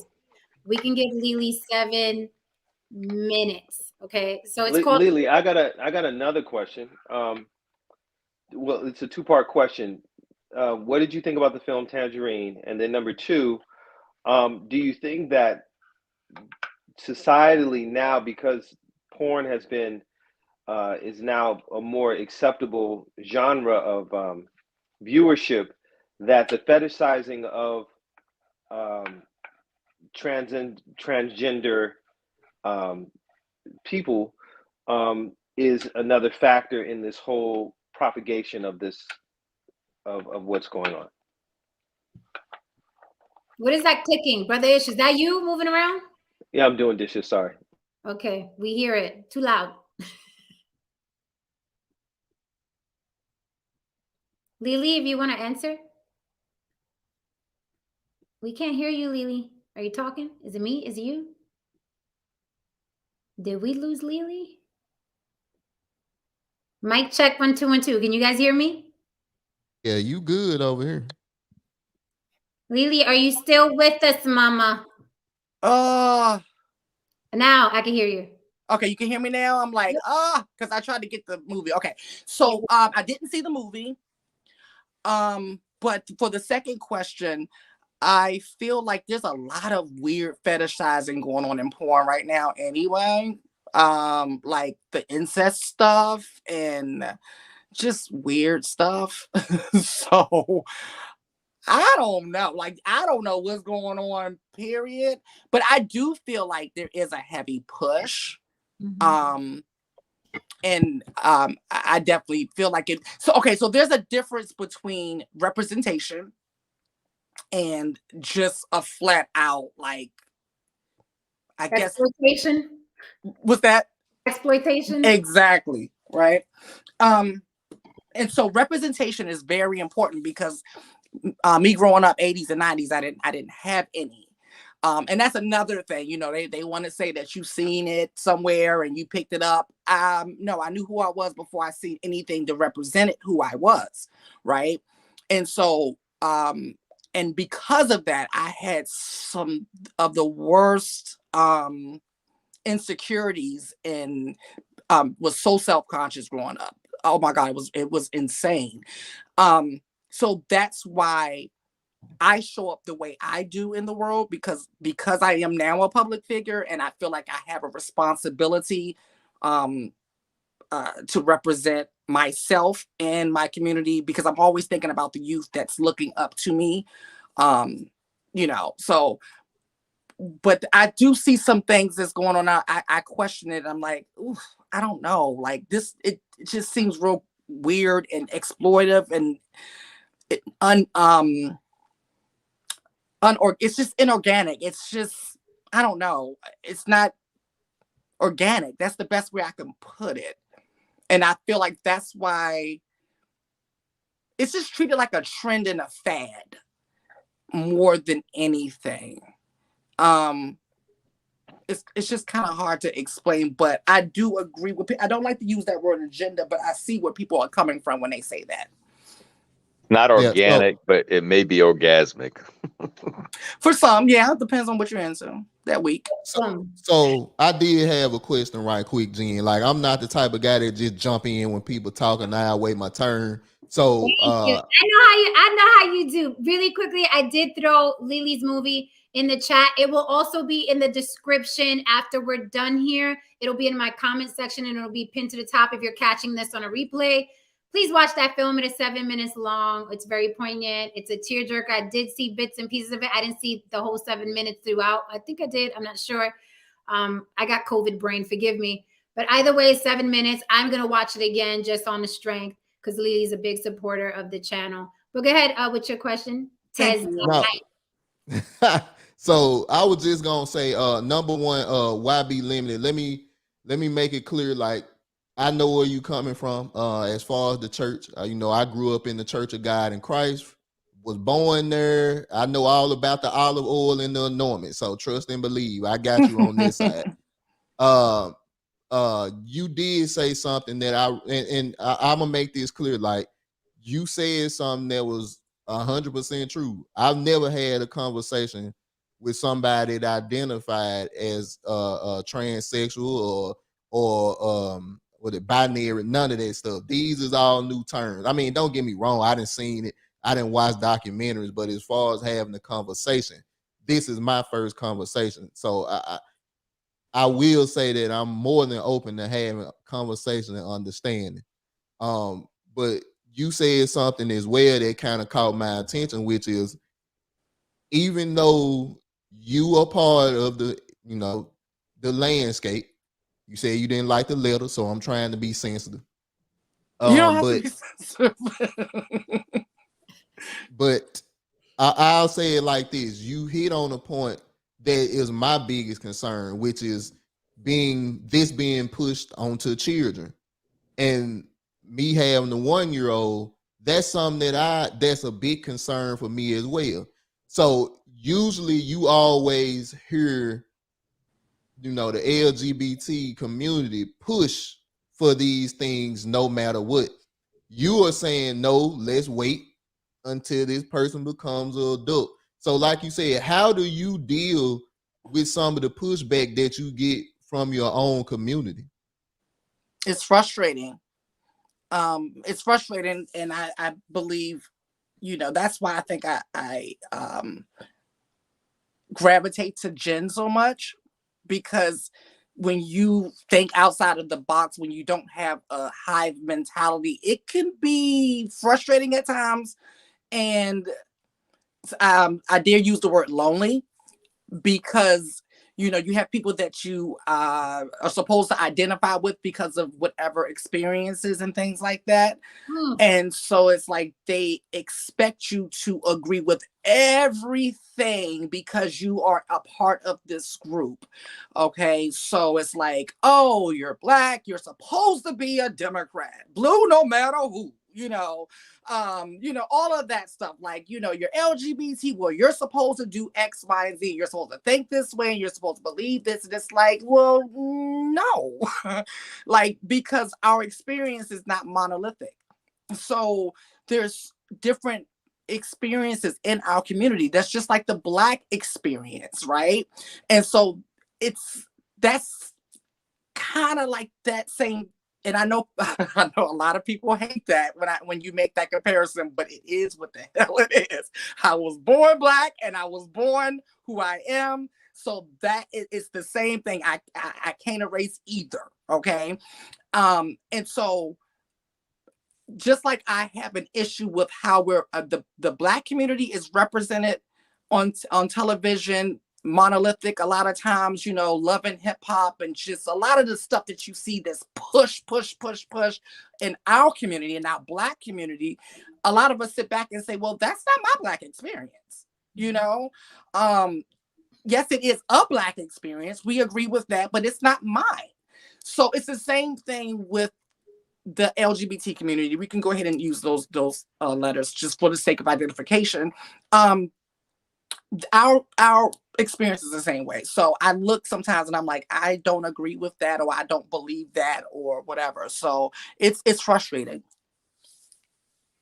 Gotcha. I think that's a great question, a great answer, and to piggyback off of what you said, Lily. I mean, something is simple. You wouldn't think it happens in different communities, but even being Puerto Rican, like Puerto Ricans expect me to like this person, not like that person, vote this, do that. I mean, I was part of a Puerto Rican nonprofit, and I refused to stand for the Pledge of Allegiance that they do in Spanish, or La Borinquen, their national song, because it mentions Christopher Columbus as some sort of hero. And I was like, I'm not going to fucking sing that song with you guys. And I was ostracized. They were like, look at a Puerto Rican woman not sing La Borinquen. And I'm like, don't you listen to the lyrics? So I completely can relate to that hive mentality. When it's like, you're part of this tribe, then you have to do what this tribe does. And I'm like, fuck off. Right. No, like I'm because not do that. There's things that I agree with. There's a lot that I agree with my community, a lot, but then there's quite a few things that I don't, you know. Same thing with any other community that I'm a part of, you know, as a Black person, as a American, as a Black American, you know, all of those things, all of those labels that they give us, you know.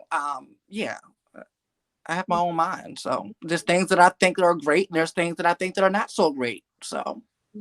And Tez, I think people were, because you made a good point, it's like we do worry about our children with agendas, but there are a lot of agendas that want our kids, like a lot of agendas, like the, you know, drugs, sexuality, period. Not homosexuality, but sexuality, period. These cartoons are kissing early, you know what I mean? It's like, you know, there's a lot of sex in movies. There's in our hip hop or mainstream, you got rappers talking about twerking and prostitution, and these people are pushing, you know, Pepsi to your kids, and they're at the Nickelodeon, you know, music awards. The same woman that can talk about, you know, having sex for money is getting a Nickelodeon award. So there's a lot of agendas, and I think we just have to be with our children, you know, be protective of our children and careful in general.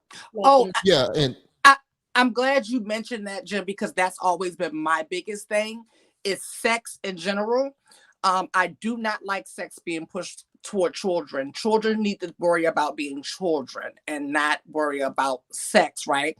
But then I also this is my thing right here, and this is why I don't go back and forth online with people, because their outrage is so BS. Because it's selective and it's convenient. Because I saw that you opened up with the story with the two lesbian, pretty lipstick, hot lesbians, sexy lesbians.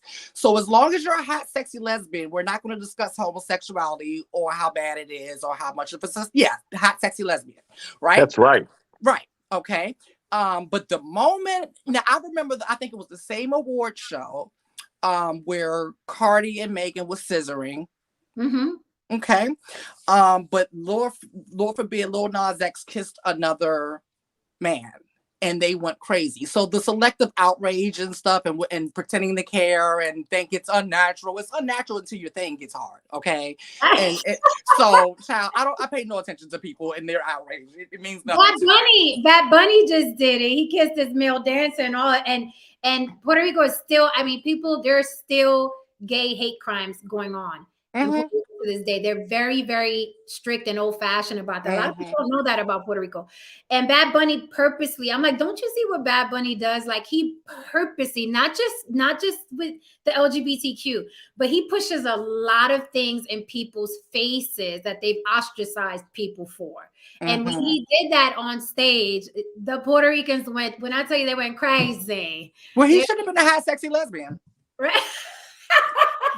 Solve that problem. Girls kissing on stage and everyone would have rejoiced. Right. He did it wrong. Right. Yeah. So I got another question. Yeah, go ahead. Lily, how long can you stay? Because I don't want to keep you too long. Go ahead, brother. No, we're good. We're good. Okay. So my next question for you, when you stated that, you know, at 4 you felt a certain way, when did it turn into being sexual versus just your identity? I turned sexual about okay, so attraction was of me knowing that I was attracted to men. Now I want to be clear about sexual orientation and identity are two different things. A lot of people don't know that. Okay, so I'm going to explain what that means. Okay, so sexual identity, it means like what you identify as, meaning like as a male or a female, or male or female, or trans or non-binary. That's identity. Then you have orientation, and that's who you're attracted to, male, female, whoever. Okay, so just because someone is born male and becomes a female doesn't mean that they're attracted to men. So let me be clear about that. That's two different things. There are people that are born male and they transition into being a woman, but they've never been attracted to men. Okay, so I have to separate. Noisy, Brother Ish, you're too noisy back there. It's loud on this end. Oh, I'm sorry. Okay. So I have to separate the identity from the from the attraction. So it was the attraction to males first, and so I thought I was a gay male because I was attracted to men, and that was earlier. That was I'm talking like going into middle school that I knew I was attracted to another male, but I didn't have any language or anyone that I seen to be able to describe how I felt inside. That was much later with education and stuff like that, to be like, oh, boom, that's it. That describes me. That's it. I finally seen it, So that wasn't until my adult life, because I was, let me also add that I was very homophobic. I was a homophobic homosexual. Okay. So yeah, I have a very colorful story. But yeah, so there's a lot to this. Lily, did you feel homophobic because of how society views homosexuals, and you wanted to kind of not be that? Yes, 100%. 100%. Yeah. Okay, because that's usually what happens. Like, people are like, yeah, I don't like that, but it's like, because I don't want to cause friction with the outside world. I know, Tez, you were closing out, so you wanted to say something before you go. Yeah, so I just wanted to say, number one, why be limited? Thanks for being so open and having the conversation. Like I said, I know where you coming from on the church side. I get that 100%. And when we had these conversations, sometimes it is best to put our biases aside. I consider myself a Christian man, but I'm able to sit up here and have this conversation with you with no hate in my heart. And I also wanted to say to Jen, thank you so much for letting me up. Like I said, I really wanted to keep my word earlier and hop on one of the panels that you have. And, hopefully I can do it again soon with a way less serious topic, because this is this one of the ones that'll get you banned and flagged off of YouTube. And, you don't want to say nothing wrong, because we had an incident on our platform. So I just want to thank you so much for letting me come up. Thank you. It was a joy to have you here. And please do come back. I like that accent. I like the accents up here. So man, y'all kill me with that. All right, thank you, Jen. Thank you, Jen, for doing this and always supporting not just me but the community. And yeah, I just thank you for doing you and being you.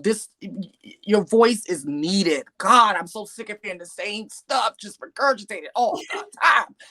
So just thank you for being unapologetic but still loving and caring. Mm-hmm.